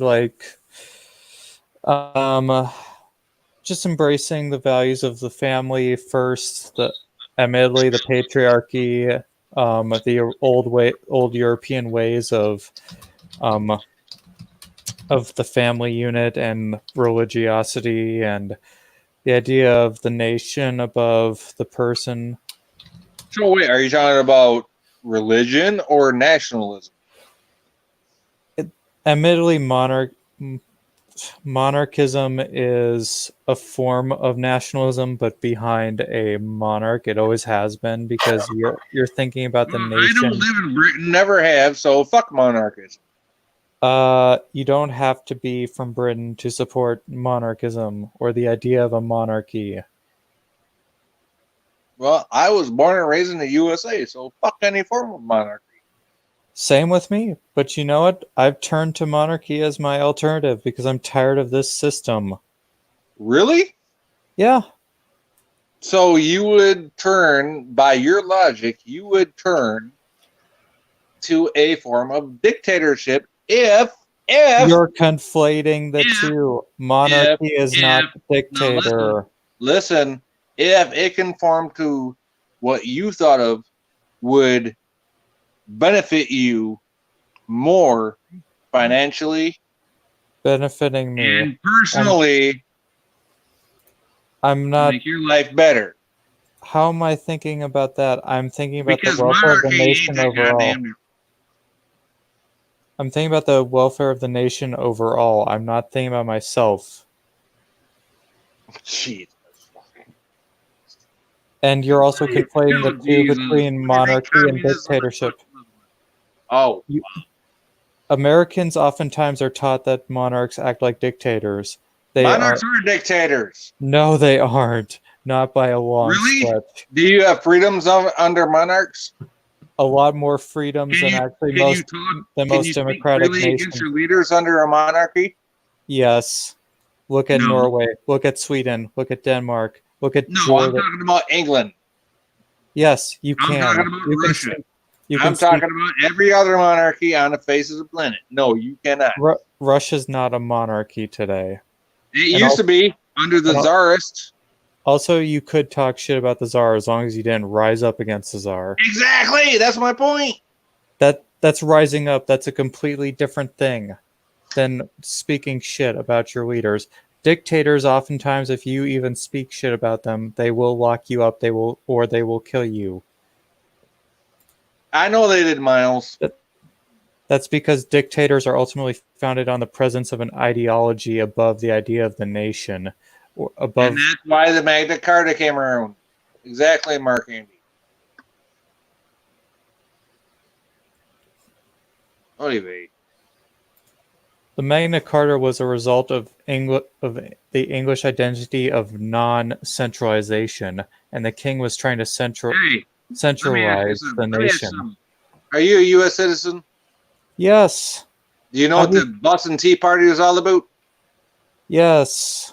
I was forced to learn all that shit in school. But did you pay attention to it? Yes, because I'm a history buff and I love learning about history, and that's why I'm able to criticize it too. Then why did we have it? Why did they have it? It was Why because did we have it? because it was a tax. And you know what? We're being taxed 35%. They were taxed 3% back then. Tax without representation. That's because the prime That's minister what was everybody overstretching feels, his really. bound. The prime Everybody says minister. it was a tax. Yes, it was a tax. A tax without representation. That's because the British Parliament was overstretching its bounds. They had And no you still authority. want to have a monarchy? Yeah, because King George III actually came to the citizens' defenses in the colony, but the prime minister shut him down. Well, because here of- you go, GLM. You said you liked it when sci-fi got all wound up. and I, Jesus. King George III stood up for our rights against the Parliament, but he had no power to do so. The Parliament had all the control even back then. You know what? You go to your boot camp and have fun there, buddy.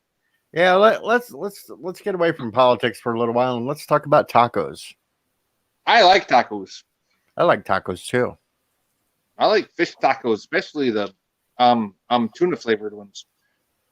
Just saying, Captain Redneck, your statement is wrong. The fact that there is an American monarchist party shows that there is American monarchists. I have this. Oh my God! Go to the Marine Corps boot camp there, bud.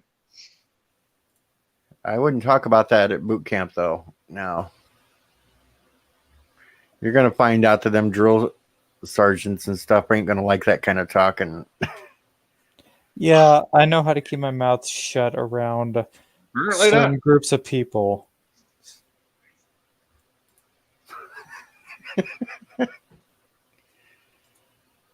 Oh, Captain Cat thinks he's too sexy for his fatness. Also, I'm too sexy for my stream. Too Trump sexy would be for an awful stream. king. So sexy Just it saying. hurts. Trump would be a better prime minister, not a king. Cheater face. GLM, you're not fat.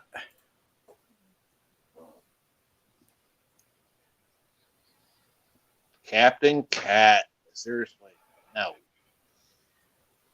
GLM, seriously, you had like a stream going on last night and then you canceled it. What the hell? What the hell happened with that? Let's just be happy Captain Cat doesn't turn the camera on. He's laying there with no shirt on.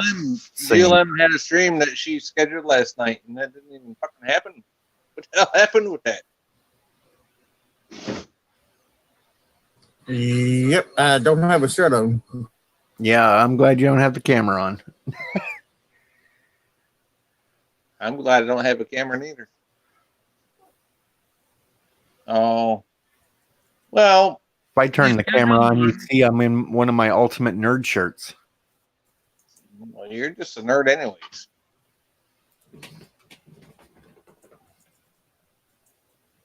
Mr. Miles, go pinch your own man boobs. Stop calling those daddies. My webcam's coming next week, so All right, so what nerd am I?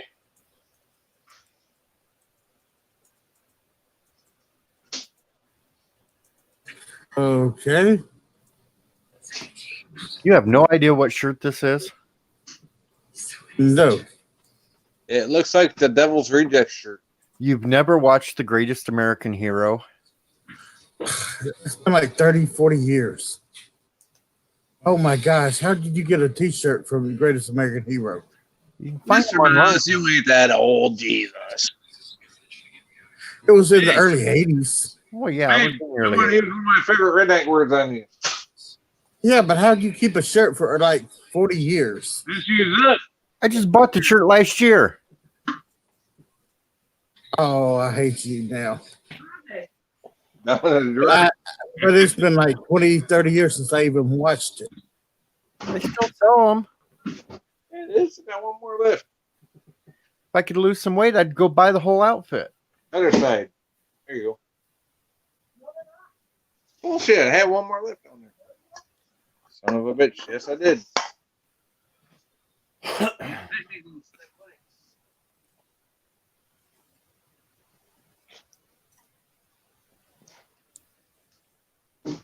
Well, guys, I have to be up super early for my workout routine, so I'm going to call it a night. All right. Good night, Darth. Good night, guys.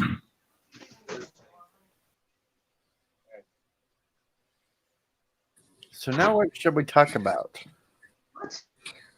It's Ugh. Hump Day. No- Well, no, it's not Hump No Day. politics. It's not damn Hump Day anymore. Shit. No politics. I hate being right. Yeah, we'll avoid the politics if we can. No politics. No computers either. Yes, please, no computers. We have to remember we have females in the chat. Well, at least one right now. Yeah. I hate No Women don't power like getting females rammed. this week.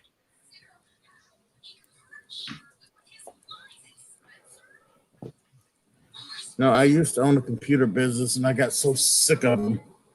Oh my gosh. Oh, trying to fix them.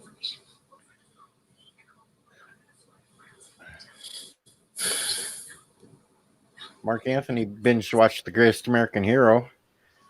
Well, DJ didn't even want to come on tonight. No, I was going to come on tonight just for a little while because, well, you know, it'd been a little while since I'd done a stream, and Yeah, about time. Captain Redneck's identifying as a female tonight. That's about true. Oh, really? Captain Rydick identifies as a female. Nice. See, I wonder if he has one of them pink hats. Is that why he has a $50 super chat? I need to figure out some super chat thing. Then maybe Captain Redneck will start paying me the big bucks.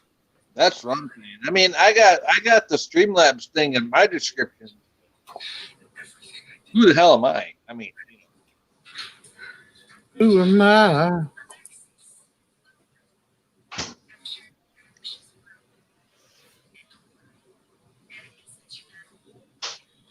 Oh, your name tag says you're Sci-Fi Nation. I'm just the odd one, DJ Odyssey. you gotta see that. I couldn't do a stream last night because I was doing a special radio show to make some of my listeners extremely happy since it was Elvis Presley's birthday on the 8th. I did a Elvis show for them. See, DJ likes to make everybody feel special except his damn self. That's his down. Best Elvis song ever was In the Ghetto. Living in the ghetto. Well, I made a couple of them cry because I played Old Shep. And then one night in desperation. Captain Man, Redneck says I still suck. Mr. Miles, if you had any idea, you wouldn't even be able to fucking fuck with me if you knew how many voices were in my head. I hear voices in my head. They talk to me. I don't mind the voices in my head except for the one that speaks German all the time because I don't know what the hell it's talking about. Jawohl, coming on.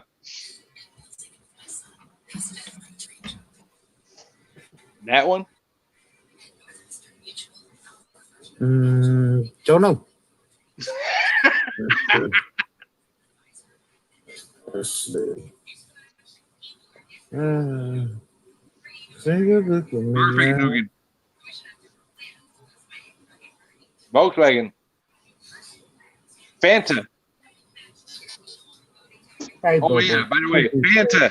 That was a Nazi Germany soda pop. You're welcome. This is my boy. Yeah. Hey, my boy. You my boy. Yes, kitty cat. Yeah, but GLM, most people say I'm a snoozer. That's why I have to stay quiet and let everybody else talk. Go ahead, dog. We ain't stopping you. Usually you're not quiet. You've been quiet for like 10 seconds. Oh, GLM, you don't have to be nice. Mike, did you fix my plug-in over here? I like when GLM gets all fired up.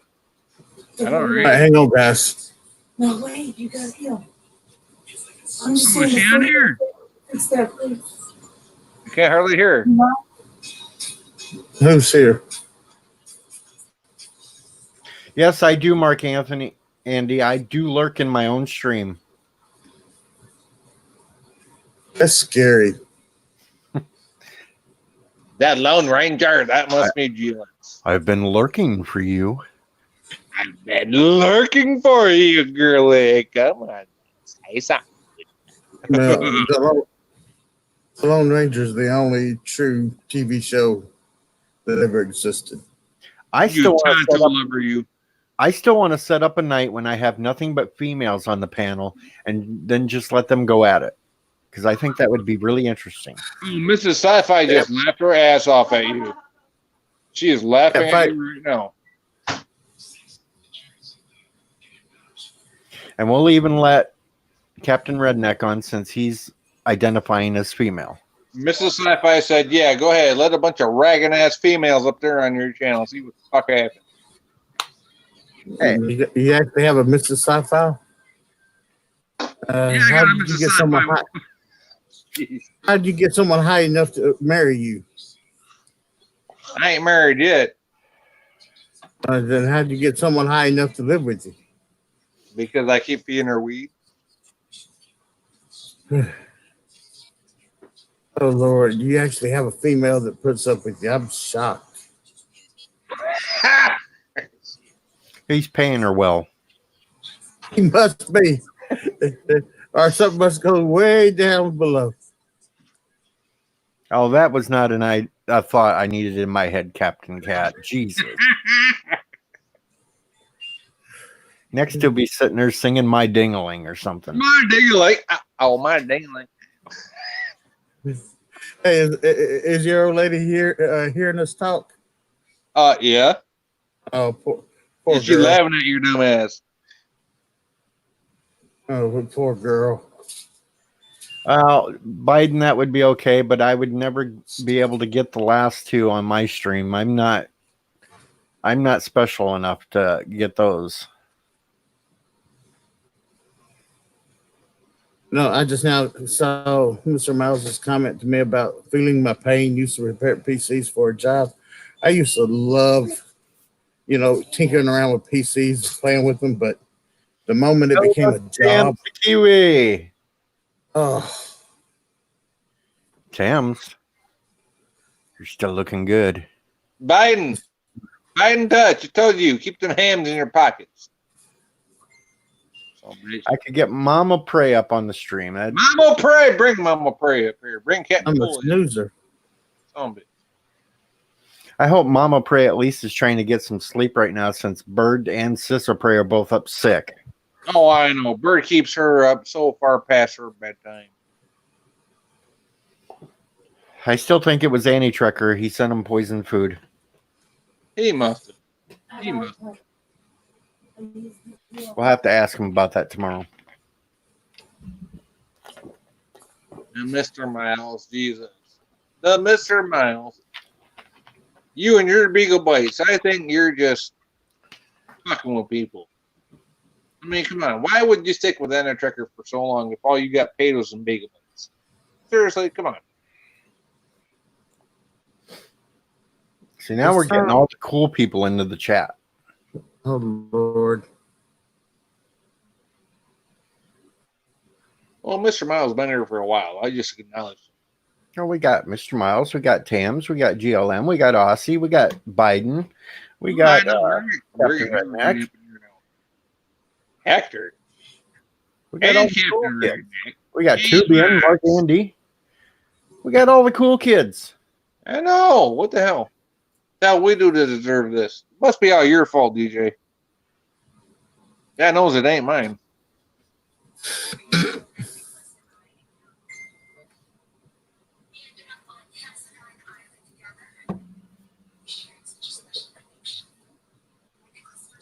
And then we have Captain Cat and Sci-Fi Nation up on the panel. Well, I gotta go make You must be desperate. No, actually, I gotta get to the store before the fucking beer store closes at 2 a.m. So that's what your old lady's for, right? Not with her walker. A walker. She Yeah, disabled? she's 9 years younger than me and uses a walker. You got a problem with it? Uh-oh, How GLM old are says she's here to collect the lunch money. How old are you first? I'm 43. Young pup. Okay. Yep. Damn young pup. I Oh, figured she used the walker to whack you upside the head with it a couple of times. I'm warning you right now, Sci-Fi Nation. Don't try to bug me a week from Thursday. Just don't do it. Okay, I'll mark it on my calendar, DJ. I'm going to be at a concert, so don't even try to bug me. Okay, Okay, I'll put look, it on my calendar. I'll put it on my calendar. You cannot go to a concert, DJ.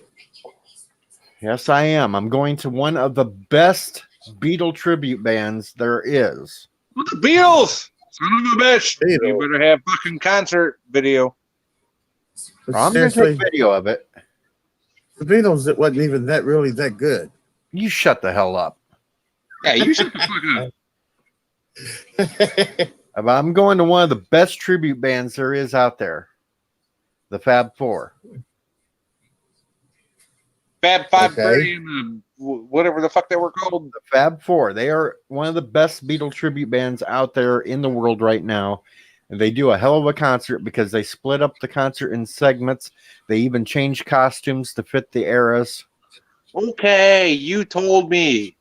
No DJ a week from Thursday, okay? Seriously? How long Besides, is this supposed to concert? DJ, when do we ever fucking live stream on Thursday to begin with? It's 3 hours long. Well, And they're so good. 9 inches shorter than mine. That's precisely Get played on like PBS stations and shit because they've had their concerts filmed.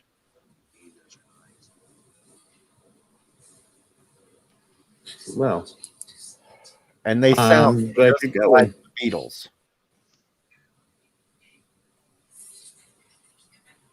I just can't believe you like the Beatles. I've always loved the Beatles. what's wrong with the Beatles? I grew up on Elvis and the Beatles and that type of music when I was a kid. That was my Buddy Holly. type of music.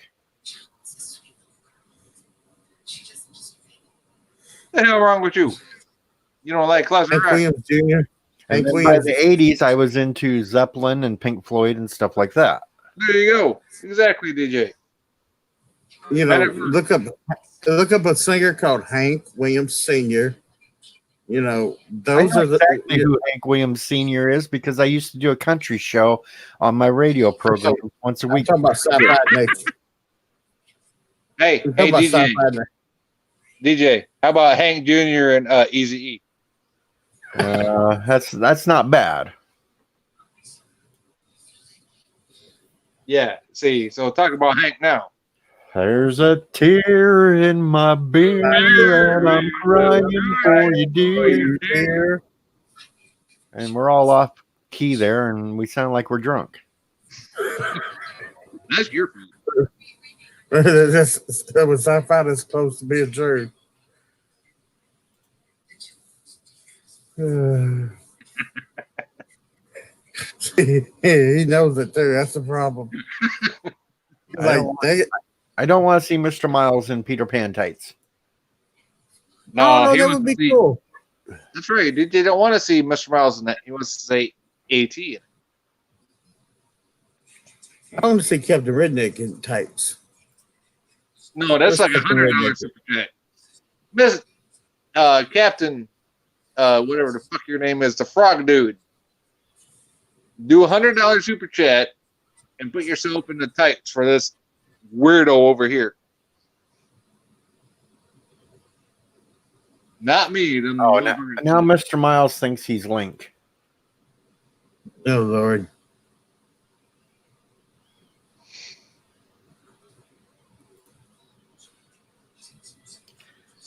If I Oh, wore Biden. panties, Nintendo would try to sue me for copyright. No, Mr. Miles, you just need to wear the green tights and just look weird. That's all. No, if Mr. Miles wore the tights, he'd be Robin Hood Men in tights. He would be the Robin Hood man in tights. You're right. You would be Robin Hood with Bird of Prey's chastity belt. Well, hell yeah, do that, Mr. Miles. Dress up like Link and twerk, and I'll use that as a super chat. Chastity belt, no.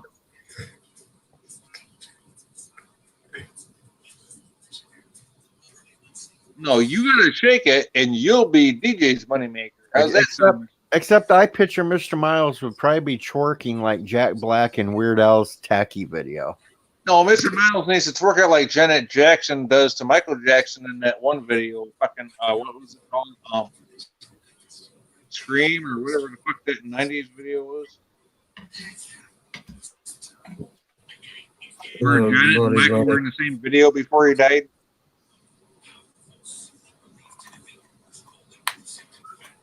It was Scream. Thank you, Mrs. Sci-Fi. Hell with that. Give me some LaToya. Oh, no, she was in Playboy back in 1989. I know. Good night, Tams. Get some sleep.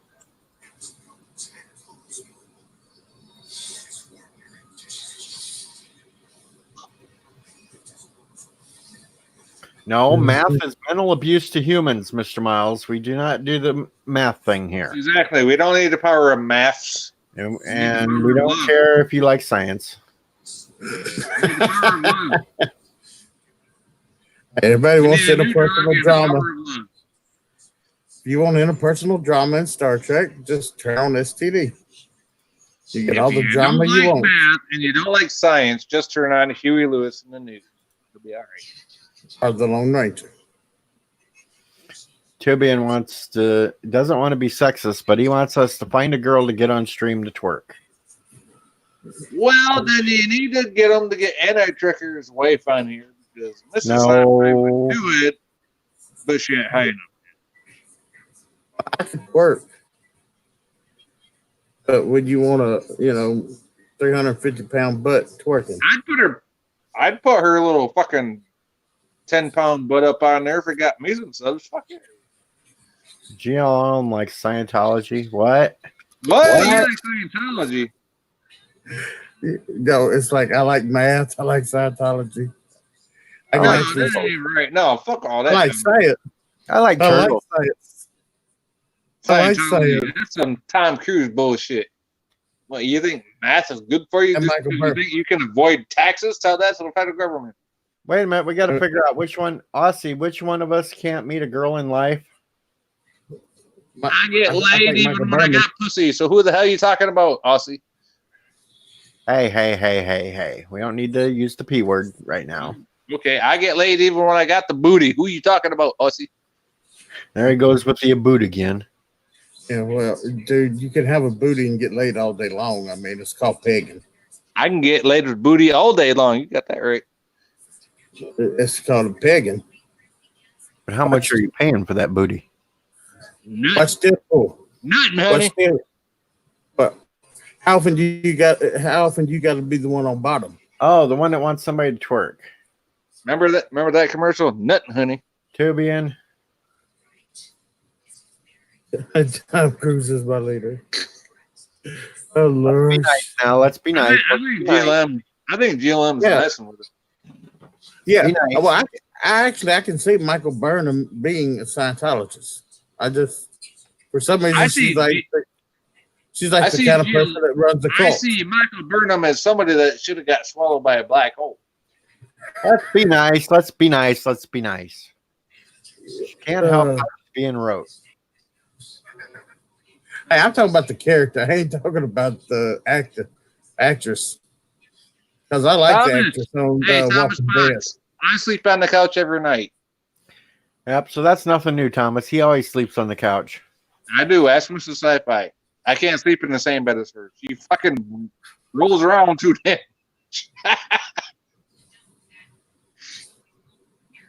I just wish I hadn't got rolled her off of Walking Dead. That's one reason why I stopped watching Walking Dead. It's just like they That- want to kill that- everybody.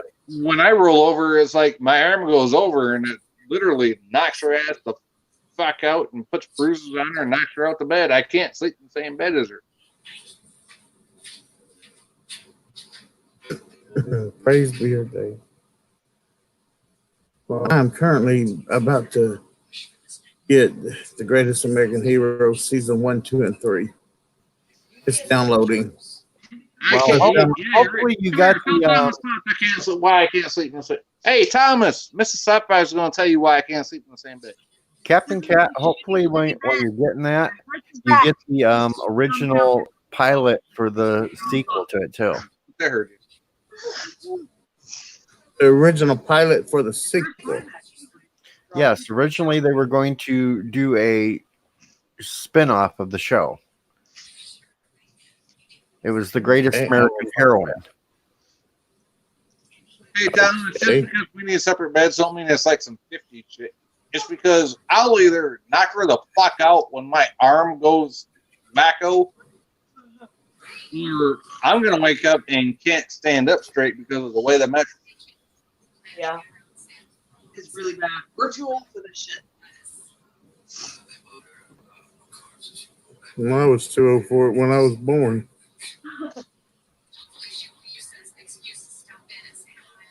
No, there was actually a spin-off to the show. It never aired on TV, but if you bought the DVD collection, you got the episode with it.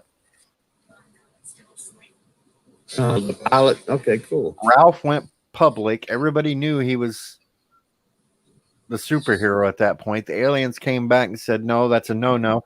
You have to give the suit away. So he had to find somebody to give it to, and he gave it to this female that had to work with the old FBI, and it turned horrible.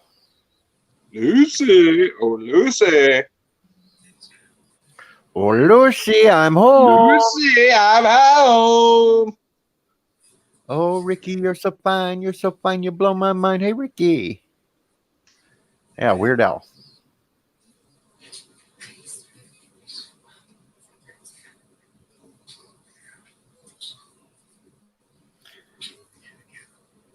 Tubian wants hashtag cancel me. Who wants to cancel you?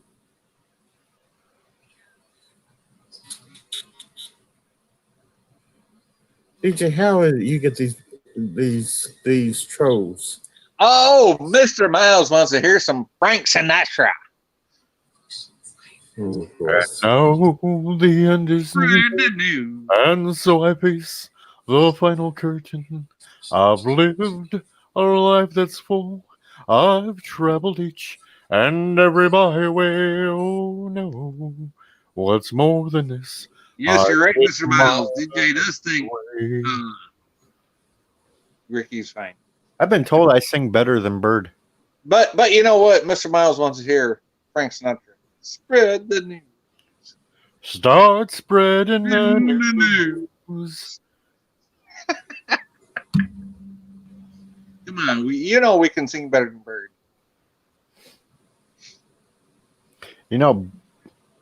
Oh, geez, In Barb. your case, yes, Mrs. Sci-Fi, it would be spreading the leg. Wait a minute. Hold on. I gotta sing a special song.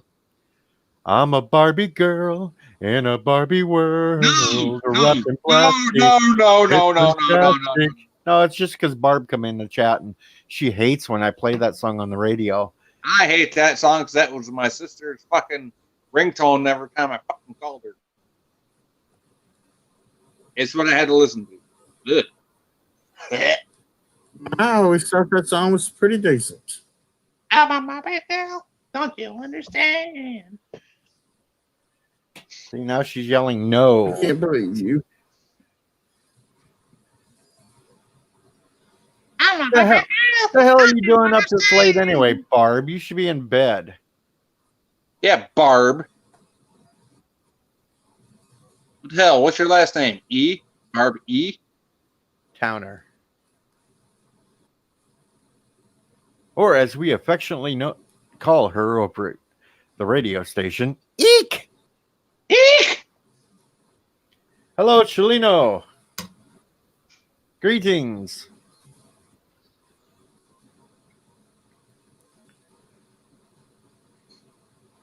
No, Mr. Miles, I was just singing it.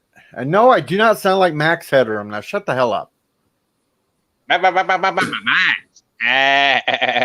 Ooh. Bird. The bird is a word. With a bird. The bird is a word. With a don't you know about the bird? Well, everybody knows that the bird is a word. With a bird. But bird's a word. Bird is a word. Bird is a word. Yeah, you did it better. So how's things tonight for you, Chelina? We're just like chilling here. We had an interview earlier, and now we're just kind of rambling at this point because we're not sure what the hell to talk about. I know, right? What the hell? We did have a hell of an interview earlier, didn't we? Yeah, I sat back and stayed quiet and let you do it. I know. Well, I think I did pretty goddamn good at it. I don't know about that now. Shut the It was Tacos. Yes, we're supposed to be talking about tacos here. But we kind of lost track of the tacos. Wait. Tacos. Wait a minute. Tacos are on Vagina Tuesday. tacos? Taco Tuesday. Vagina tacos.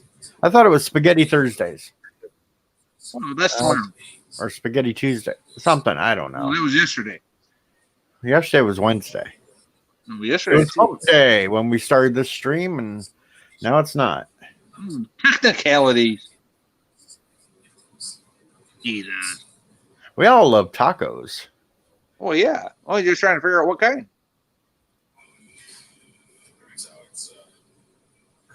The Tubian wants real tacos. We'll go to Mexico. I had this thought, and I'm not sure if it's too perverted or not. Okay. If God didn't want a man to go down on a woman, then why did he make that look like a taco?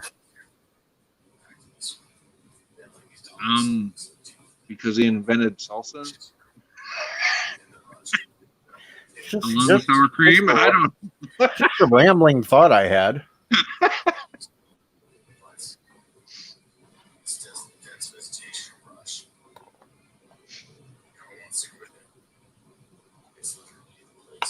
I'm sure if I put something like that up on Facebook, I'd probably get another. You probably get banned if you put it on Facebook. Well, I got a 5-day suspension from Facebook just comparing women to bacon, Oh, there you go. and it was a logical question to ask. It's like, how are bacon and women alike? They both smell really good. They both taste good. really good. And they taste good. They lick good. I mean, you lick them up and down and all around. So what the hell? What the hell's the difference? Hey, Schrodenmore, what's up, buddy? How are you, my friend from across the pond? I'm thinking about going to the liquor store there about a block and a half away. Just to get a couple more beers. It's 1:40. That means I got 5 minutes because I closed 15 minutes. Son of a bitch. Somebody's watching something. Somebody in the background. It ain't me. It ain't me. 'Cause I don't have anything going in the background. Must be a Lone Ranger. I bet you it's Captain Cat. Must be. I hear voice. Nope. That's what I'm aware of. Here, I'll mute my mic. Now let's talk and see if we hear anything. Hello? Nope. I'm on there. Nope. I heard it again. Hello? Something's in the background.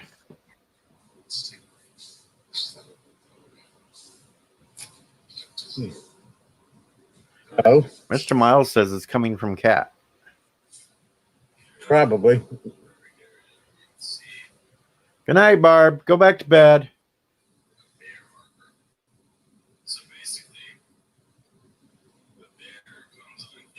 I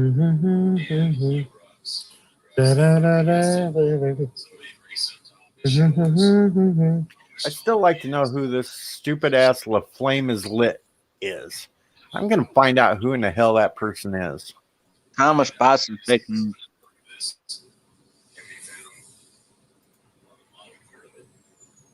And then I'm going to put the smackdown on whoever it is. Gonna lay the smackdown on your Rudy Poo Candy butt. Because I don't like somebody going around claiming they're me and then being an asshole in other people's streams. Now you bring that fucking back up. Jesus Christ, I've been trying to ask you about that all night. Well, I just yeah. found out the name of the person and everything else on who was doing it, so. And To be honest, I you have enough problems of your own doing that. and I saved the person's profile into my favorites so I can keep an eye on when it changes names. Don't know what to tell you, brother. I'm gonna find out who it is because I don't appreciate that shit. I got too much crap to do in my life to worry about trying to impersonate somebody. Like Shaggy said, it was a me. I don't think it's anyone around here at this point, but I do have suspicions. Oh, yeah. If I want to fuck with you, I'll tell you from the get-go. No, Thomas, it's not another DJ. It's a person that goes by the name La Flame It's Lit.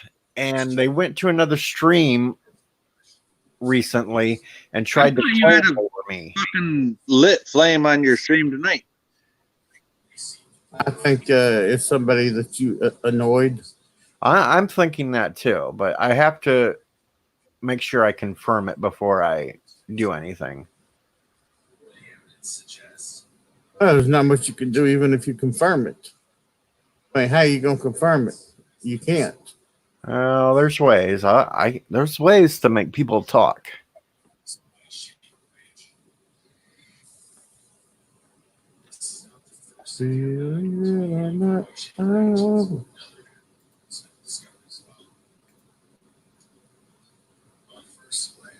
Damn, we've been on for 2 hours now. I feel for you. You've had to deal with all sorts of crazy. Yeah, I'll be back in like 5 minutes. Still gonna be here. Probably. Good boy. Good boy. I will find out whoever it is, and instead of asking Bird to make him talk, I'll just let Bird sing to him until then. Don't do that. They might like it. No. GLM thinks it was somebody that saw me on her panel the other day when I was up there, and it's just one of her trolls that are trying to screw with her. Oh, GLM, it might have been that one that kept asking to get on your panel. Yeah, it could be. And wouldn't admit their name. Yeah, that was kind of weird. I mean, seriously, that dude was strange. Oh, wait a minute. Aussie Outlaw just has our breaking news. GLM sometimes juggles in the bath, and usually with bowling balls. Wow. I don't want to mess with a woman that can juggle bowling balls. She could punch you out really easily. Yeah, well, I'm so good.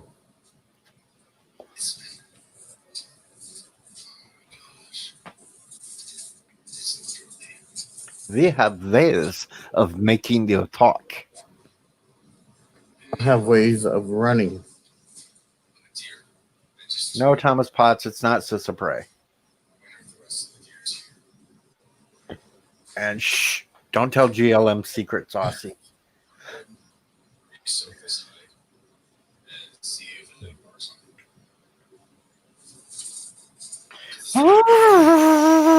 There's your sound effect, Josh. Seriously. I don't think he's going to Jalosia. I think he went to go make another drink. Or smoke something funny. And now we're telling his secrets. We're so bad. Yes, we are. But if he spoke up funny, I'm gonna be upset that he ain't sharing. Hell, I'm laughing because it's legal now here in Illinois, and everybody's bitching about how much the state is taxing them. Yeah, they're not. The state is not going to be doing legal stuff like that for free. No, they're charging them 35%.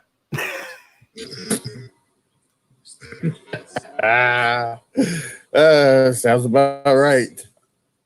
I'm laughing at it. They charge about the same amount, for cigarettes and not more. Oh, it's more I for mean- cigarettes here, but Cigarettes is like 50%, 60%.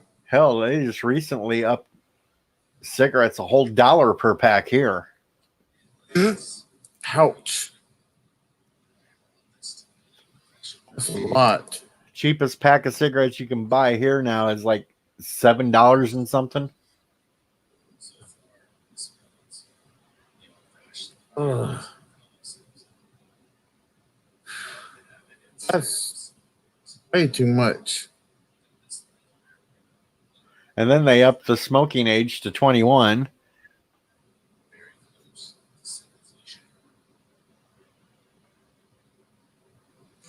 Well, I can actually see that. I kind of got the philosophy, if you're old enough to go to the military, you should be old enough to be able to smoke or drink. Right. And I agree with you on that, though, too.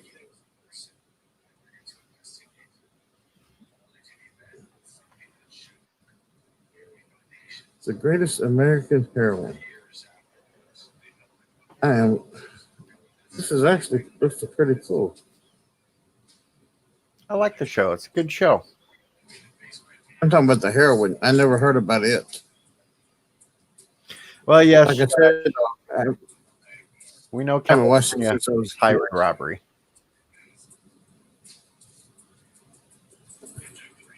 And now you got a whole bunch of people leaving California now since they passed that law that those writers can only write like 35 stories within a year's time.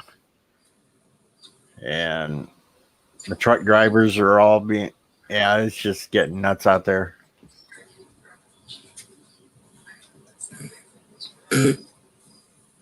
I think it's hilarious. I mean, have you seen how bad San Francisco is? I mean, you can't, people can't even get arrested for shoplifting anymore. I mean, why? They're like, oh, Schoenemer's glad he quit because now the average price is 14 pounds. I think that's pounds. 14 miles of wood. It's something. I think it's pounds though.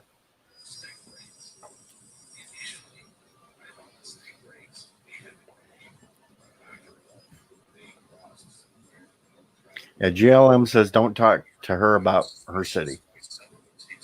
Or don't talk about her city. Well, what's her city? San Francisco.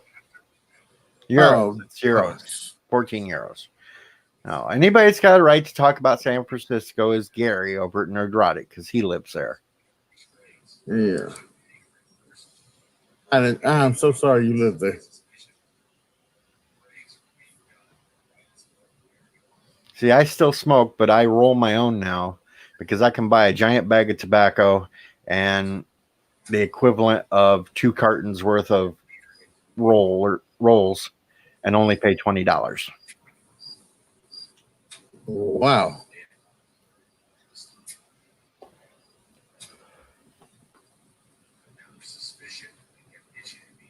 And I have a little machine now. I can just throw it in there and put the little tube on there and hit a button, and it makes my cigarette for me.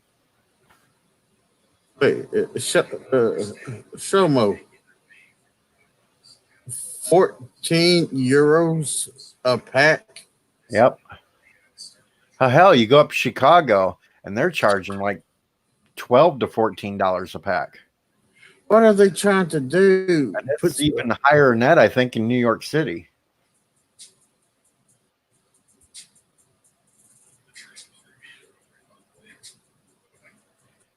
Aussie says they make bridges out of gold in San Francisco. Friggin' impressive, if you ask me. But it's only gold paint. It's not really gold.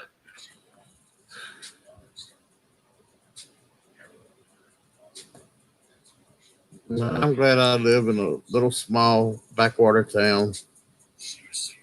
We don't have to worry about stuff.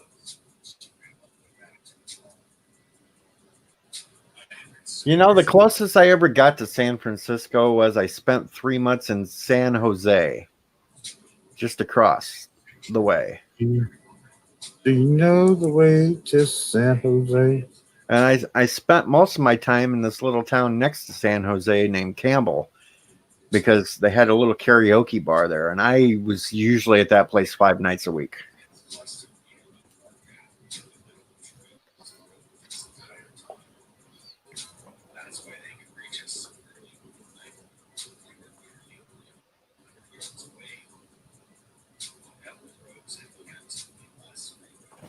Wait. It's $30 in Australia. Yep. And only $2 in the Philippines.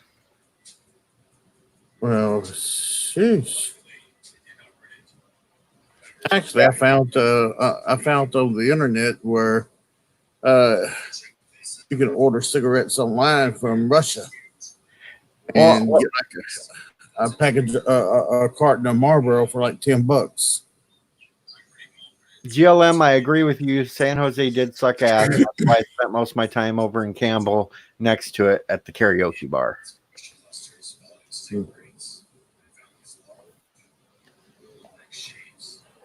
But after 3 months, I was like, I got to get the hell out of California, and I came back to Illinois. Did you have problems with California? It was just too weird for me. I'm a farm boy. It's just, no, I couldn't handle it. Yeah, I like it being in rural areas myself. Just too if it was up to crowded. me, I'd be living back in farm. It was just way too crowded for me and everything else. And I kind of like being out in the country and having freedom and shit like that. If you want to take a whiz off your front porch, you can. Well, technically you can't here because if you got caught, you'd be labeled a sex offender and have to register. But where I'm at, when I'm talking about it, when we're talking about when we go pee, there ain't nobody around anyway. But out in the country, your nearest neighbor's a mile away.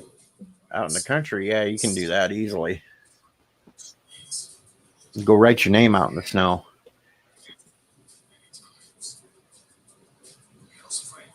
I wonder where in the hell Sci-Fi went. He ran away. Hell, I'm going to put the link in there and see if anybody else wants to jump up. Technically, Mr. Miles, I don't think you can buy cigarettes in any of the United States through the mail. But people still do it anyway. Well, yeah. It's a lot cheaper to go to an Indian reservation and pick them up there. Yes. Our military base. Well, you can't always get on a military base if you're not in the military or... Right. But Indian reservations let you on because they love the money and they say, sure, come on and buy. Mm-hmm. There we go. I threw the link in for StreamYards into the chat again. So if anybody wants to come up and ramble along with us, that's what we're here for. If not, yes, it's understandable too. DJ's sick of me already, guys. I'm not sick of you. I do need to get somebody else up here to talk with you for a while so I can go Geloja. What's Geloja? You know, take a whiz. Oh. We just call it Geloja because it sounds better. Oh, well, you gotta have a bottle right there beside you. No, I'm not doing that either. I can walk to the bathroom. It's right down the hallway. As Tubian says, pee-pee. Sci-Fi got stuck in Bird's geologian machine. That's why he's not here now.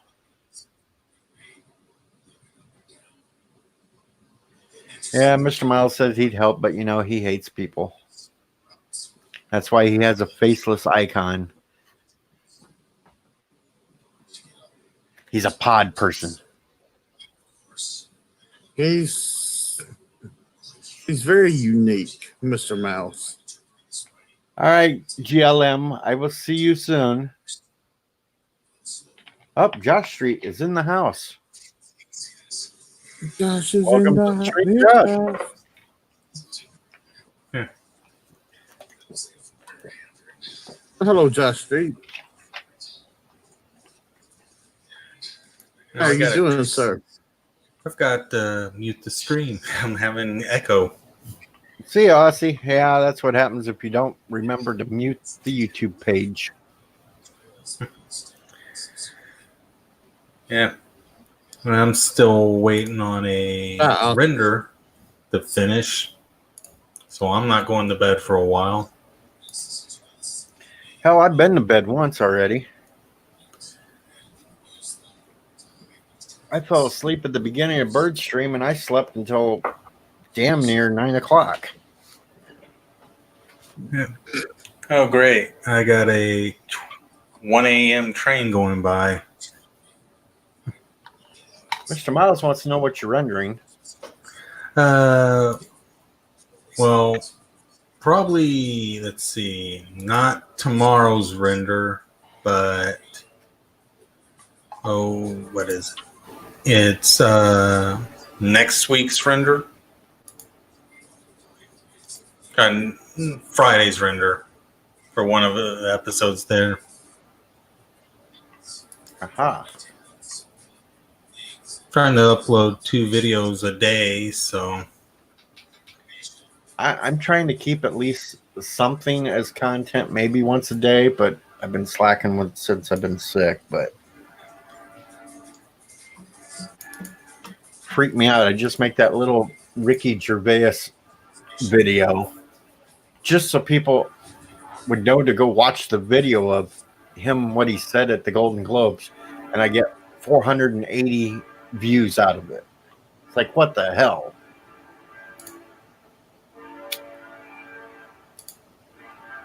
I'm gonna hit my mute my mic because that train's going by. I can't even hear the train. Oh, you can't? Nope. It's about 35, maybe 50 feet from my house. I can't hear it. Now, if I had headphones on, maybe I could pick it up, but just listening at normal like this, no, I don't hear it at all. Well, I can barely hear you. There, I could hear this going on. I told you. Sound like an Amtrak. And half the time they don't even do that. They just roll by at full speed. Okay, Mr. Miles is still curious about the rendering. Are we talking 3D graphics, color grading? No, just Mr. Miles, I don't have a graphics card for that. Just rendering a Crusader Kings 2 video.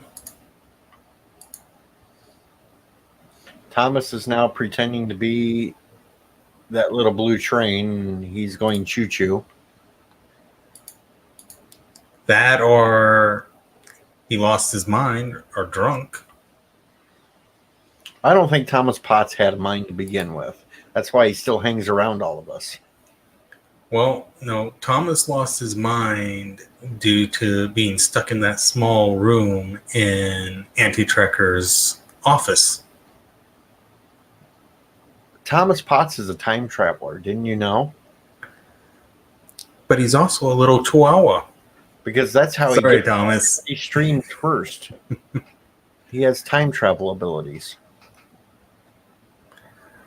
Well, no, maybe that's... Thomas don't drink. Well, he's not admitting that he drinks. No, he just said, I don't drink. Do you drink, DJ? Once in a while I do. I have this big, huge, giant bottle of Fireball sitting behind me, but I haven't touched it in a couple of weeks now. The last time I had a drink out of it was when I was on Honstar's channel playing Name That Tune. I'm still sitting at 33 minutes for about 10 minutes now.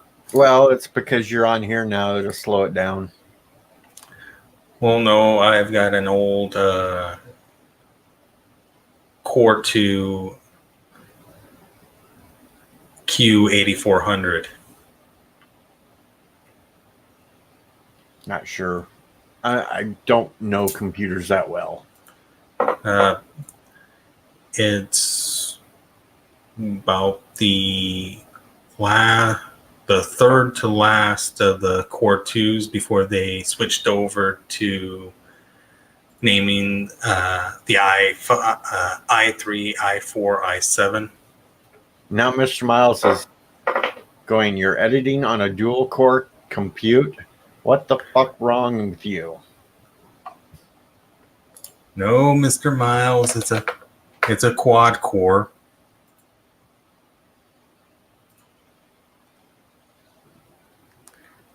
If I was doing on a dual core, I would be still at 1%.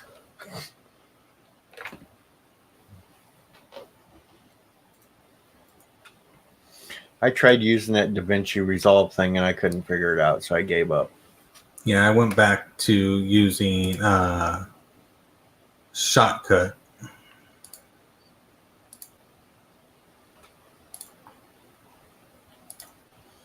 Hell, I'm using even worse. I'm using that VSDC video editor thing. Well, Shotcut is free to play, free to use. They just updated it. I just haven't upgraded. No, I just did that yesterday.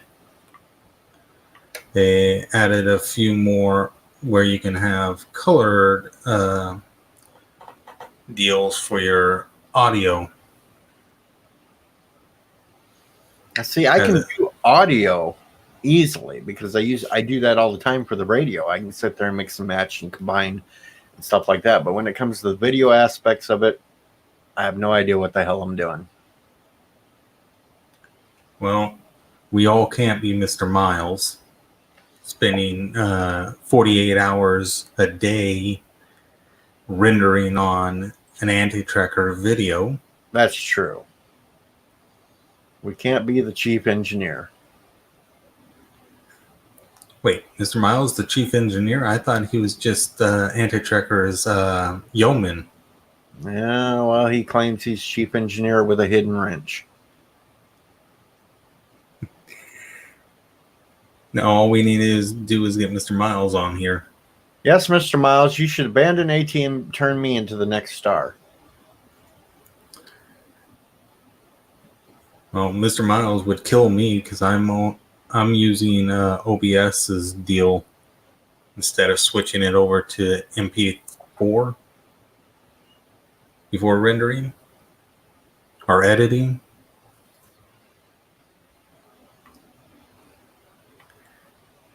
No, Mr. Miles, you're not the supreme editor.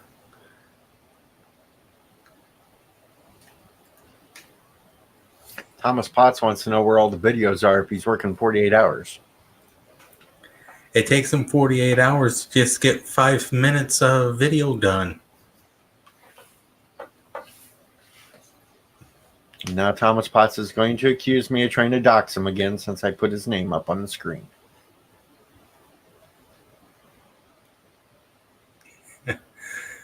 Well, if you get that gold statue, I'll be the one cutting the ribbon for you. We can melt that statue down. DJ, that will be fool's gold. That's true. Somebody gave me a thumbs down, them bastards.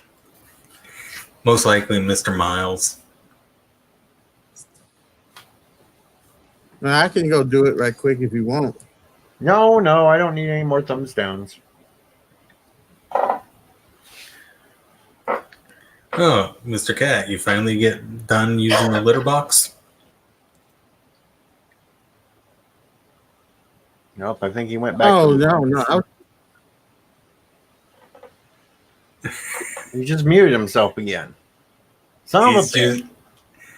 He must have taken the phone with him. No. I was just sitting here letting y'all talk. I'm not used to talking on my own stream. What the hell are you talking about? DJ's used to just being a furry. I'm not a furry, damn it. Then why do you have so many furry costumes? They are for comedy routines. They are not for sex. I do not use them for sex. I do not wear them for sex. You know, actually, half of them costumes, there's no way you could have sex in them because the zippers are so far up high, you could never even do anything with the damn things. Yeah, you tried. So DJ has tried to do that. No, it's just a pain in the ass to try to go to the bathroom in one of them things.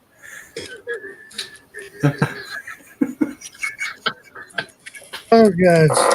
I don't know whose idea. And now I got a DJ that wants to send me another one for my birthday coming up. I don't know what the fuck she's going to send me this time. Probably a sexy Lola bunny. I don't know. Last year she sent me that fucking banana outfit.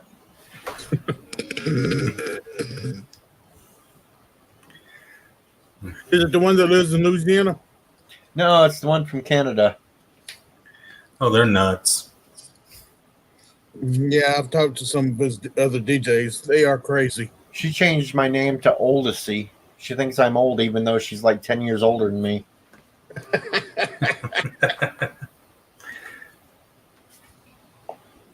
Hey, you're old. You're old, DJ. I'm not Andy Trucker old, so. No, Anti-Trekker is older than dirt. No, Mr. Milo, I'm not treating people like records. I just don't pick some and play them. And no, I was actually, Thomas, I almost was trying to find a big diaper to be the baby New Year on New Year's Eve, and then I changed my mind because I got a whole bunch of subscribers and figured I didn't want to scare all the new ones away.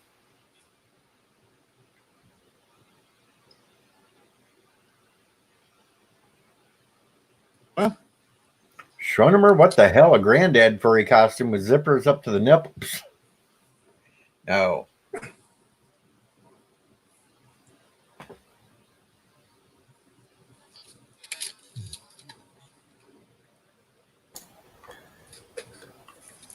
Oh, Mr. Mao did that YMCA. That would work for you, DJ, with that mustache. What, like I did for the Christmas? We wish you a Merry Christmas. Where I did part of the song in each costume, then edited them all together.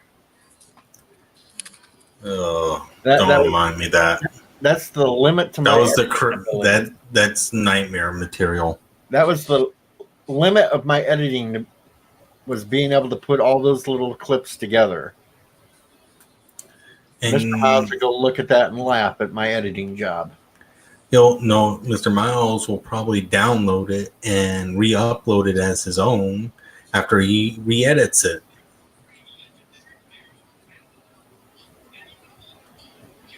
I thought it was funny ending the whole thing in my Cousin Eddie outfit, though. Merry Christmas, shitter's full. Let me guess, you were standing in front of an outhouse? No, I was in the same room where I videoed all the rest of them, but I had the bathrobe on. I had the Eddie hat on.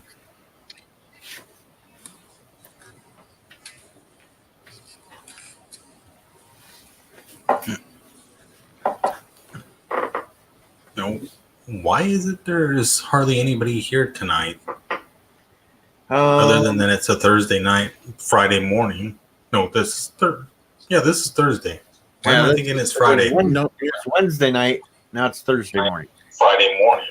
No, and Sci-Fi comes back and not muted. Yeah, I'm thinking it's Friday. No, it's Wednesday night. Son of a bitch! Son of a bitch. Oh, you finally got out of the Geloja machine, huh? That's twice tonight you've done that. I got suckered in.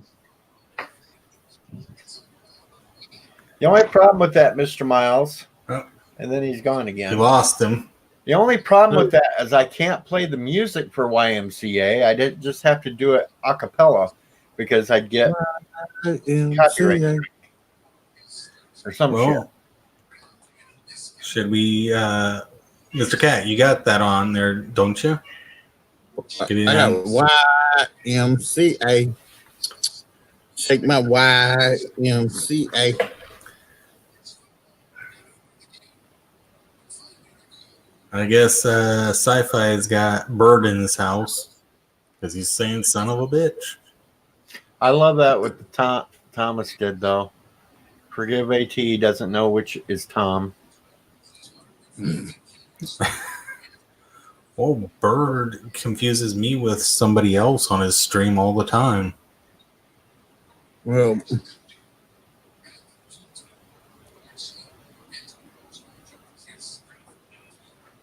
it's all good in the hood. What, the Christmas one? Mr. Miles?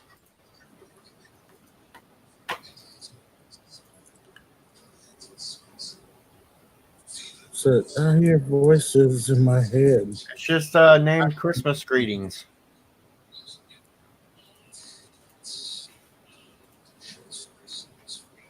I haven't done a YMCA one. But you just said you did. No, I said if I did it, it would be, I'd have to do it a cappella.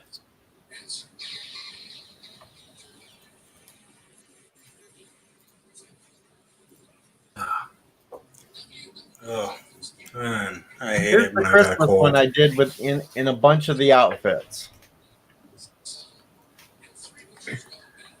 No, we don't want to watch you in your little furry costumes. All I did in was the bunny outfit, the eagle outfit, the Grinch one, and then the banana, and then Cousin Eddie. Mr. Miles, edit that better, would you? Okay. My editing abilities are crap. I'll admit it. Your crap. No, your editing abilities are crap. Okay, gotcha. I you said something else. My live And that's- streams usually get a shit ton of views, and my other ones don't get so much. I'm sorry, man. It's like right now, Yeah, DJ, how many costumes do you have?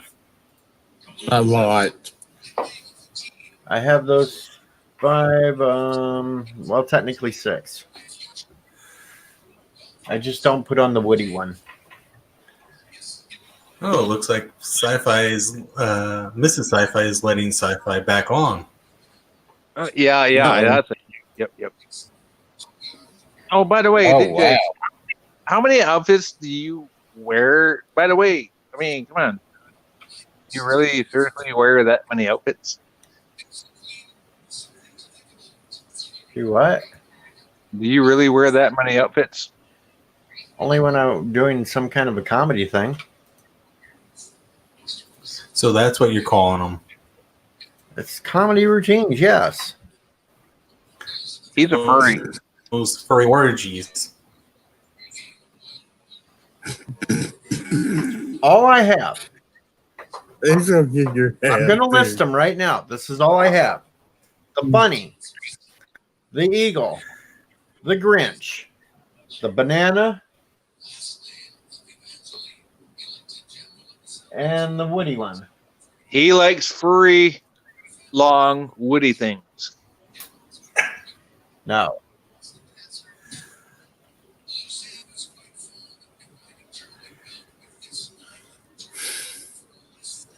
It's all good. DJ, it's all good. I'm sorry they And give that's you. why I'm not allowing Sci-Fi to send any fucking unicorn outfit. Too late. It's already on the way, probably. Nah, because you don't have the address. I can send this to Nightbreeze. I'll make sure you get it. And the only person that has my address won't give it to him because I will hurt him. Well, they're mailing it to him, and he's handing it to you. Sci-Fi, Nightbreeze actually lied to you. What? When he told you that they didn't have the unicorn thing? No, I showed you. I sent you a picture of it. I know that, but a couple of weeks ago when he told you they didn't have it there, they did. I know they did. I just told him that I would completely hurt his ass if he bought it and tried to give it to me. So yeah, he didn't do it. See? Hey, So I know exactly where he lives. Okay, so I can make sure he gets it. Oh, okay. We're gonna make sure DJ gets that unicorn. Now get a pencil and paper, and I'll tell you where he lives. You don't Doesn't have my DJ address. live? Doesn't DJ It's called live Old in? McDonald's Farm. No, he Old lives McDonald's in. Farm is where he lives. No, Captain Cat. He lives in Bird's backyard in Caroga, right next to Robot Hill. He lived down there in Southern Illinois where my fucking two oldest kid lives down there in freaking East Southern Illinois. I'm in North Central Illinois. Thank you very much. Oh shit. So what? You got a fucking accent? I don't have an accent. That's the only difference. Thomas Pott saw the animal onesies at Walmart and thought of me. That's where I picked most of them up is from Walmart. So you're going through the baby section, huh? No, I'm not going to the baby section. The Grinch, the Bunny, and the Eagle one all come from Walmart. I'll admit it, you missed me. Oh, I forgot. I have the T-Rex outfit too. Oh, see? The inflatable See? T-Rex suit. See? He's not a furry, but he admits to having all these outfits. I do have an inflatable T-Rex, and I will, as soon as it snows more, which is supposed to be next week, I'm going to do some more outside shit with the T-Rex suit out in the snow. DJ, just Yeah, send that'd that be stuff fun. to my way because it's was in the upper 70s today. Yeah, it was only 22 19 here here today. today, 40 tomorrow with rain. It was 22 here today, and it's supposed to be 50 tomorrow. That's what I'm saying. Welcome to fucking America. Well, no, Goddamn global warming. it was 76, 77 today, and it's supposed to be about 89 tomorrow. Go ahead. I'm trying to talk my boss into getting the snowmobile out, so then I can put the T-Rex suit on and go out riding on the snowmobile all over the place and have the video of that taken. For once, you Thomas have a- Potts is not fake news. Oh my gosh. I think the T-Rex on a snowmobile would be hilarious. I think it would be something, yes. You know what? I think if I could get DJ inside of an actual fucking pick 'em up truck, that'd be fucking hilarious. I have a pickup truck. No, DJ, that little thing is not a pickup truck. It's to a truck. Shut the fuck up, Brownie. Fuck over here. Hey, the fuck down, would you? My little Explorer is still a truck. A little Explorer. You got that a truck? It is. I call that a fucking Jeep. bitch wagon. That's a bitch wagon. That's close to a Bird's Jeep. Yeah, that's just got a Bird 35 Jeep. Shut up! Jesus Christ. You little son of a bitch. Well, he's not the only one that's called an Explorer and an Expedition. So, Sit down.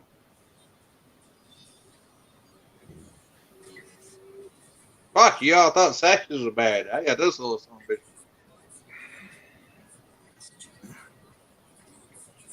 Ruff, ruff, ruff, ruff. So don't get them started.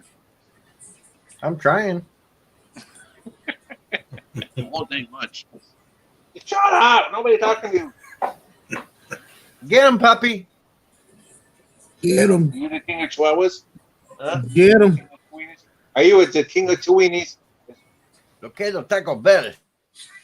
Yes. I good boy, Dad. I good boy. Get him. You good boy. Get him.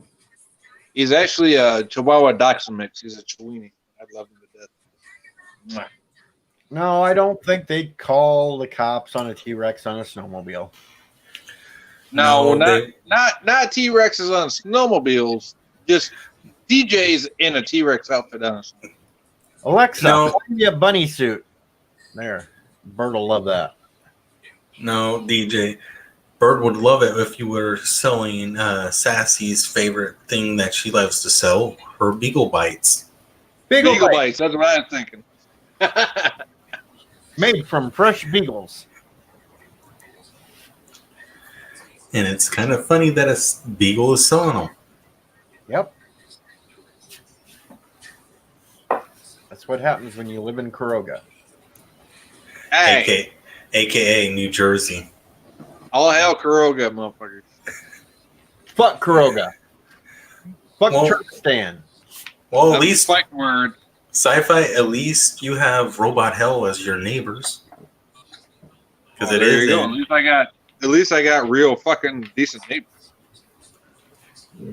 Y'all got something, all right. I don't have no- Hey. I keep it in my pants. I didn't pick up anything. Yeah. No, DJ, you keep it in your furry costume. Yeah, you fucking furry. I am not wearing a costume for there. You're still a furry. I'm not a furry. I've never had sex with one of the costumes on. Hey, Bullshit. DJ, Bullshit. you don't have to have sex to be a furry. It's just There a you go. fetish. Thank you. You ain't got to have sex to be a furry. Yeah, we're all incels here. To be a furry, you'd have to Wait. prefer to I wear am not an the incel. I got costumes an all old the lady time. right over there. I do not I'll prefer to wear the costumes all the time. I only wear them when I want to make some kind of a weird ass video. I ain't no incel. I'll fucking put my incel in her fucking shaved fur cell any day of the day a week I want to. Son of a bitch! Son of a bitch.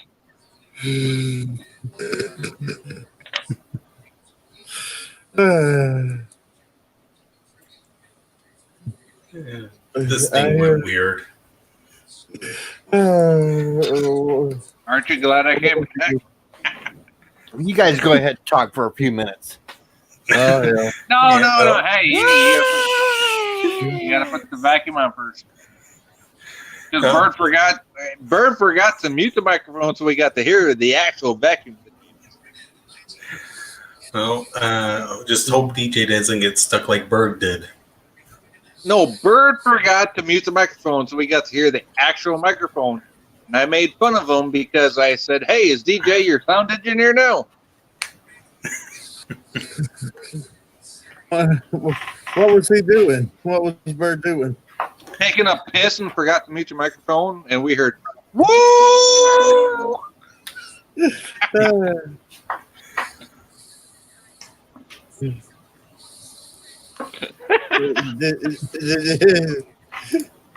We heard the Gelosia machine straight from Bird Central.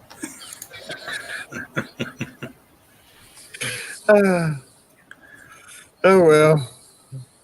It's the first time y'all heard somebody take a whiz.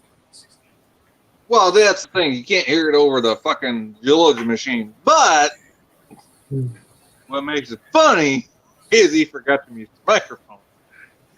That's why I said, "Is DJ your new sound engineer?" Because every time I get up to take a Gelosia, DJ says, "Here's a vacuum cleaner sound." Oh, Lordy. Oh, gosh. I can't believe y'all. Y'all treat Bird so wrong. No, see, Joe, I Here comes. love Bird. I love Bird. He's my bud. I'd do anything for that dude. I mean, he might be like 3.5 inches taller than me, and confined to a bed that weighs more than my full-size truck. But So, I love sci-fi, it. you're saying that you're only 3 foot tall. No, I'm Sci-fi Shut to the top fuck. it just like Annie. Because he says he's taller than an anti-tracker, and anti-tracker is only 3 feet tall. No, I'm 6'1.5". Joe's 6'4", but he's confined to a bed. So is 6'4", 3 feet in I regular said units? inches, not feet, you dink. Oh, God. Y'all gonna have me hurting. That's right. We all love bird prey. We all love mama prey.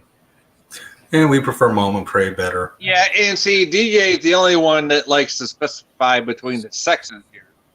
Because Stuart Foley is his male top star, and Mama Prey is his female top star. Well, Don't tell me I'm wrong, Oh. DJ. Got to keep them separated. no, DJ prefers Sisso Prey over Mama Prey. Oh, so you are the daddy. Oh, I'm over Sissa Hey, Prey. Rick, Sissa Prey is all Richie Pools Yes. now. So you love the Prego Prey. he just like just Is it like Prego? Is it in there? What?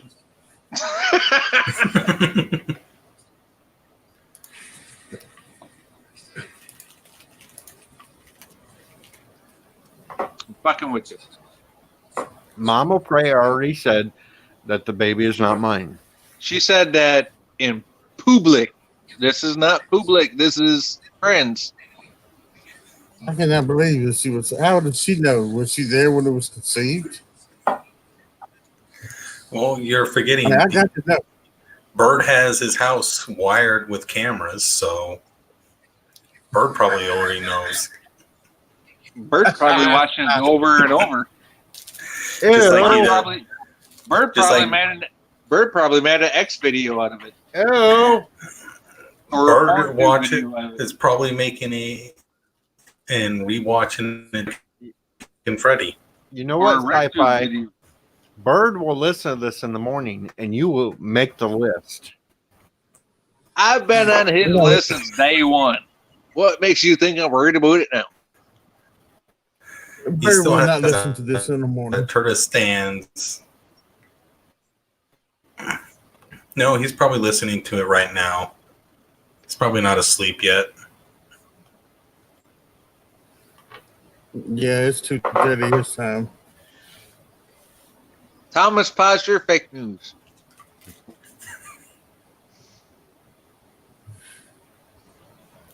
And that's all I gotta say about that.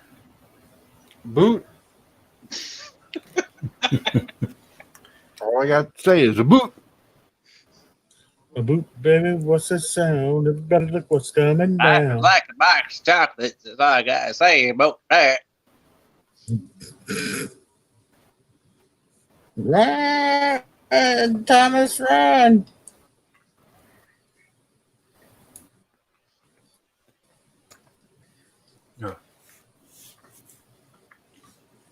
Oh my goodness gracious.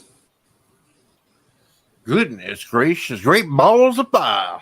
Josh Street, what the fuck is up? How the hell you doing? What? So Josh Street, what the fuck is up? How the hell you doing? I'm bored out of my mind. I've been waiting for over 2 hours for this render to finish. And it's only at 89% now. Son of a bitch. Son of a bitch.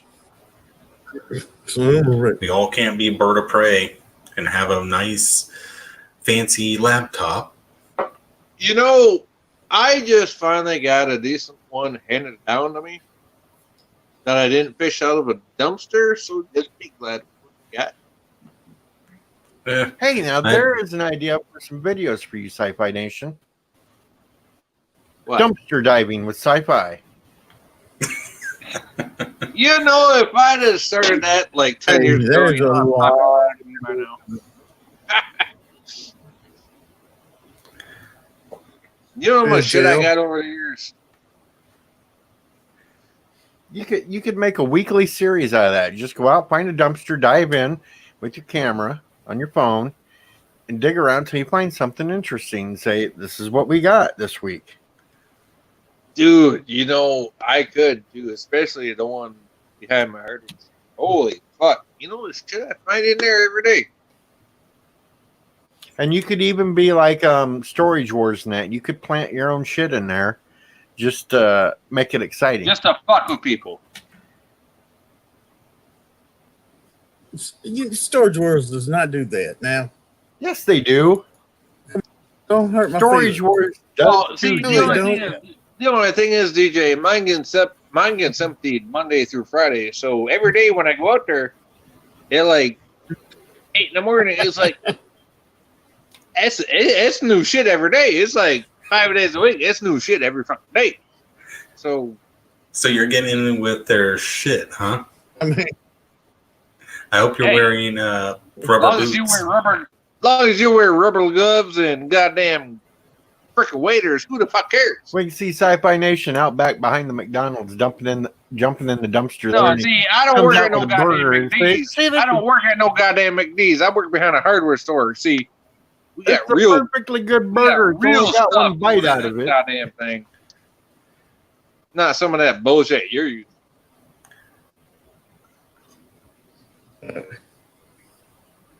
Okay, I'll shut up. man, that would just hurt my feelings. Just saying Storage Wars is fixed. Oh shit! Oh, it is. All the ones that have used to be on the show that's been kicked off, they've all admitted to it. Now you're going to tell me a storage Is unit that- is going to have a 71 Camaro inside it 3 times in a row, the same vehicle? Yeah, yeah, it's just like professional wrestling. It's still real to me, damn it.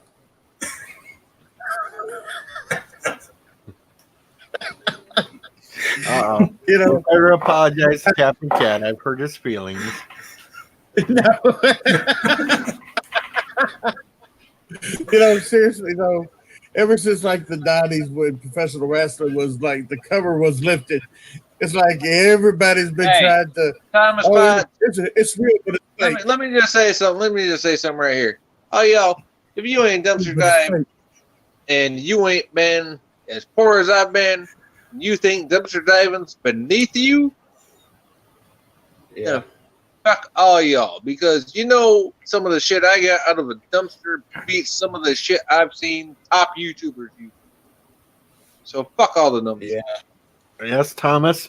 He dived into that dumpster behind the strip club and come out with a 63-year-old crack hoe. Yeah. Minus 59 and a half years. Oh, wait. I need to do my math there. Whoa! Now he just admitted to being something that we don't want to talk about on this channel. If you subtract 59 from 64, well, you know, that's not good sci-fi fiction. You're dwelling into Neverland territory there. Or 2 posts. I never said I was SMRT smart now, did I? Yeah, you definitely don't like math. The power of math, people. Hi, I'm Sci-Fi Nation. I went Words- to the club. Words are hard.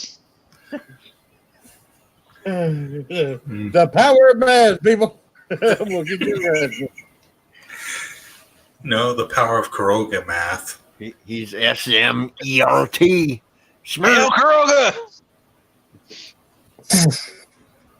But no, ever since Big Brother.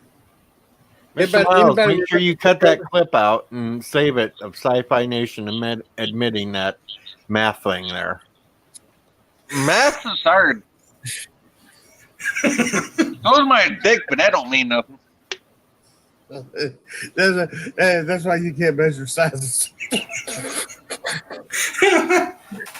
I swear, honey, it said 8 inches. It said 10 inches.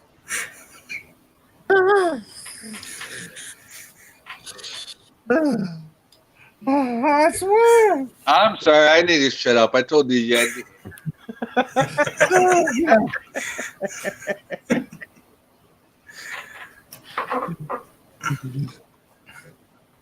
According to women, men don't measure anyway. So what the hell? Math is never our strong point.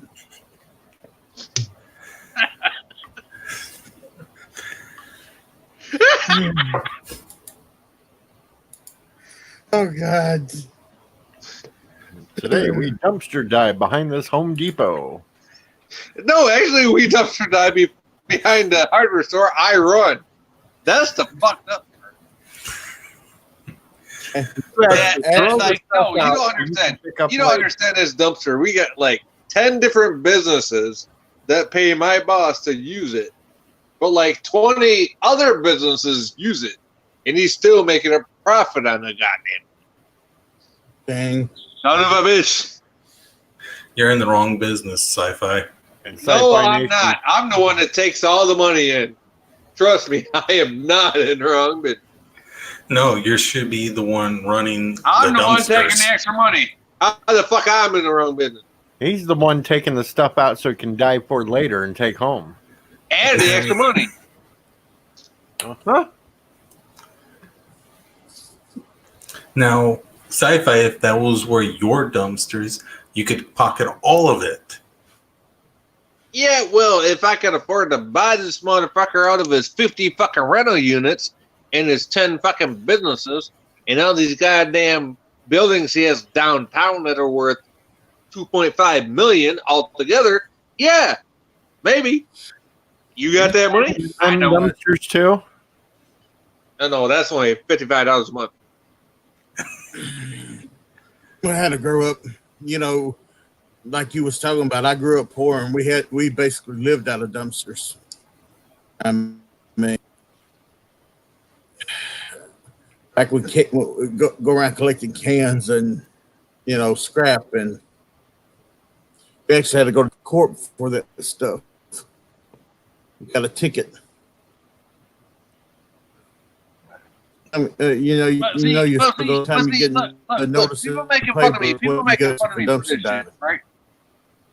Dumpster diving. I'm making friends with all these big time business owners around me. How do you think I got this brand new i7 used PC that's 8 years old? 5-finger discount? No, for making friends with people that work around me.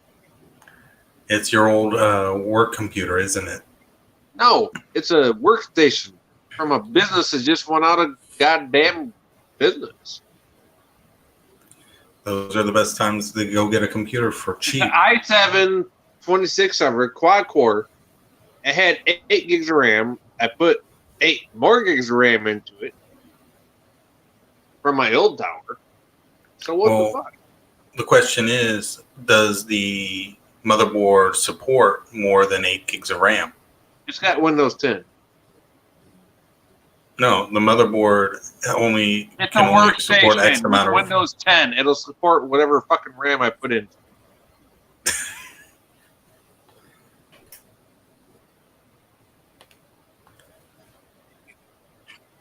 Okay. No, not necessarily. It depends on whether it's 32-bit or 64-bit also. 64-bit Windows 10. Fuck's sakes. I Who the mean, fuck puts it also Windows depends 10 on the 32-bit motherboard. in a goddamn computer? Seriously?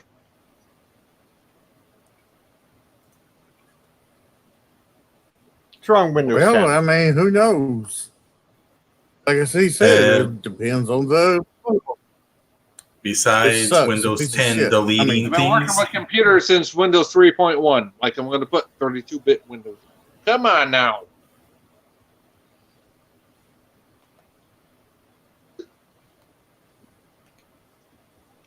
I'm not a I've been millennial. working since. You remember Trash 80s? Thomas Spice, Oh, you it's know I called won Murder TRS Praise contest. But no, I'm not saying you not know what to do. But that's kind of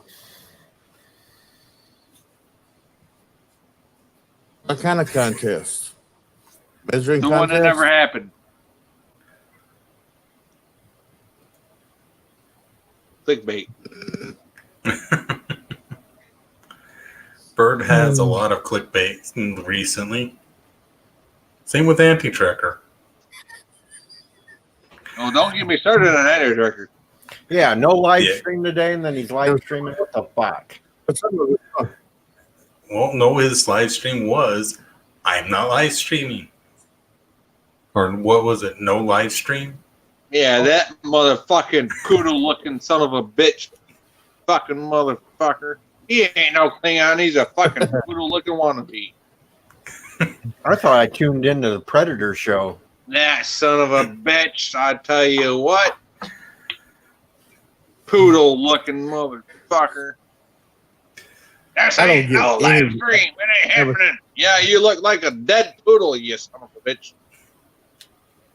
Oh my gosh. Well, Eh, it looks like Sci-Fi got a second wind. Yeah, I'm here. yeah, and I'm about ready to call it a stream. Oh, shit. See, now I knew I should have been. No, I just been on longer than I expected tonight. You know, I'm still not feeling the Well, best. I wasn't trying to be a dink, DJ. You weren't being a dink. You still got 3 hours to go before you can Hell beat Bird. no, I'm not doing that tonight. No way. And you just go hit mute and we'll keep it going. No, I muted myself, apparently. Actually, Sci-Fi Nation can start up his own stream after this, and then everybody can go there. I tried before you went on. I couldn't do it. I hear voices in my head. I do hear lots of voices. That's besides the point. Wait till I get my webcam on Monday or You don't need a webcam. You're not even on yes, it I now. do, because Streamlab ain't working on my phone no more. Aw. I know. Son of a bitch. You still don't need it on the laptop either. I don't have a laptop. It's going to work on my desktop. You don't need it on your desktop either. Streamlabs works without a webcam. I was using my cell phone, you dink. I know you It dink. ain't working. You can still go on Streamlabs without your cell phone. How? How are you going to stream without a fucking camera? You don't need I'm the on camera. here. I don't have a camera. You don't need a camera on it. All that'll come up is your little icon like it is now. On a computer, not your cell phone. On the computer, it will come up without a Exactly, webcam. the computer, not the cell phone. Unless I'm invited to a stream, like I got invited to yours. I could shut this off right now, unplug my web camera, and start it back up, and it would still work. That's you, not me. I think he's saying he's only got a cell phone. But don't you need a microphone also? You just need a microphone, that's it. My mic is built into the cell phone. Then just buy you a headphone then. Oh, for fuck's sake. I'm just saying, you know. But I see what you're saying. Yeah, you don't have a mic or a camera on your computer. I have no mic or cell phone on my computer whatsoever. I use my cell phone to do this shit. Well, I'd hope you Well, don't have a cell phone on your computer. Well, Sci-Fi, you can go over to Newegg and get a mic. I already have one and all coming in the mail. It's coming. It'll be Okay. here next week. It's going to be Okay, installed good. next Tuesday? Yeah, So it'll be you're- installed next Tuesday. Or Thursday, depending on when the post office fucking decides to deliver it. Well, that reference went right over his head. Yeah, you're welcome. It went over my too. So Tuesday. it went over my. Yeah, It's next always Tuesday. Tuesday. It's from Star Trek Generations. Yeah, I got it. Shut Oh yeah, Tuesday. Everything okay. It was my least favorite Star Trek. I only Gamora watched it a couple Sulu, times. it makes naked chickens and stuff. There you go, Alexander.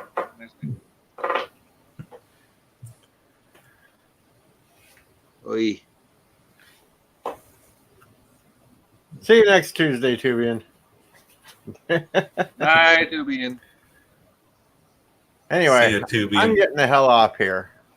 I'm All right, tired. DJ. See you next Tuesday. Actually, I might do something Hey, tomorrow. Miles, you know what? If you actually edited my videos, I wouldn't have half the headaches I do. So, I actually may do something tomorrow night. who? Me. You made you something tomorrow night. I may do a game stream tomorrow night. Made me a game stream. Do a game stream tomorrow night. DJ, you need to do a game stream with Bird and Anti-Tracker as well. That way it's a big, huge one. I was on Annie Trekker's game the other day. So was I. I was Bird of Prey 6. I was the real Bird of Prey. You know what really got me about that? I sat in the chat watching Bird you got guys all pissed do off. that. You know what really made me laugh is when it came down to the last two people, I said, what is the ugliest baby's name ever? And I said, Bird of Prey 5. And my name never came up. Nope. Ever. My name never came up. I sat there in Anti-Trucker stream, never said a word the entire time. I just sat there lurking. And then when he decided he was going to play that last game, I hurried up and loaded in the real Bird of Prey 5. And he thought and swore that it was Bird of Prey. And I was text messaging Bird on the phone going, it's me, it's me. Shh. And I'm the one that put Bird of Prey 5. And guess who got the most votes? Well, that shit was funny. Who was the, what was it? 3 of them? 3 guys put Bird of Prey 5 on one? Yep.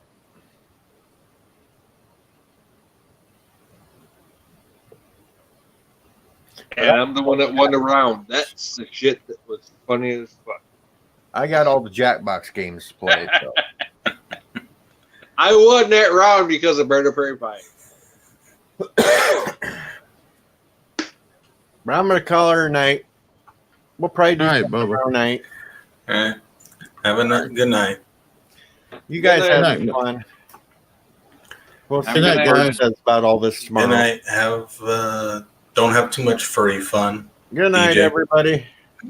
Hey, Yeah, DJ, girl. thanks for having No Budget Productions on tonight. No problem. Yeah. We're out of here.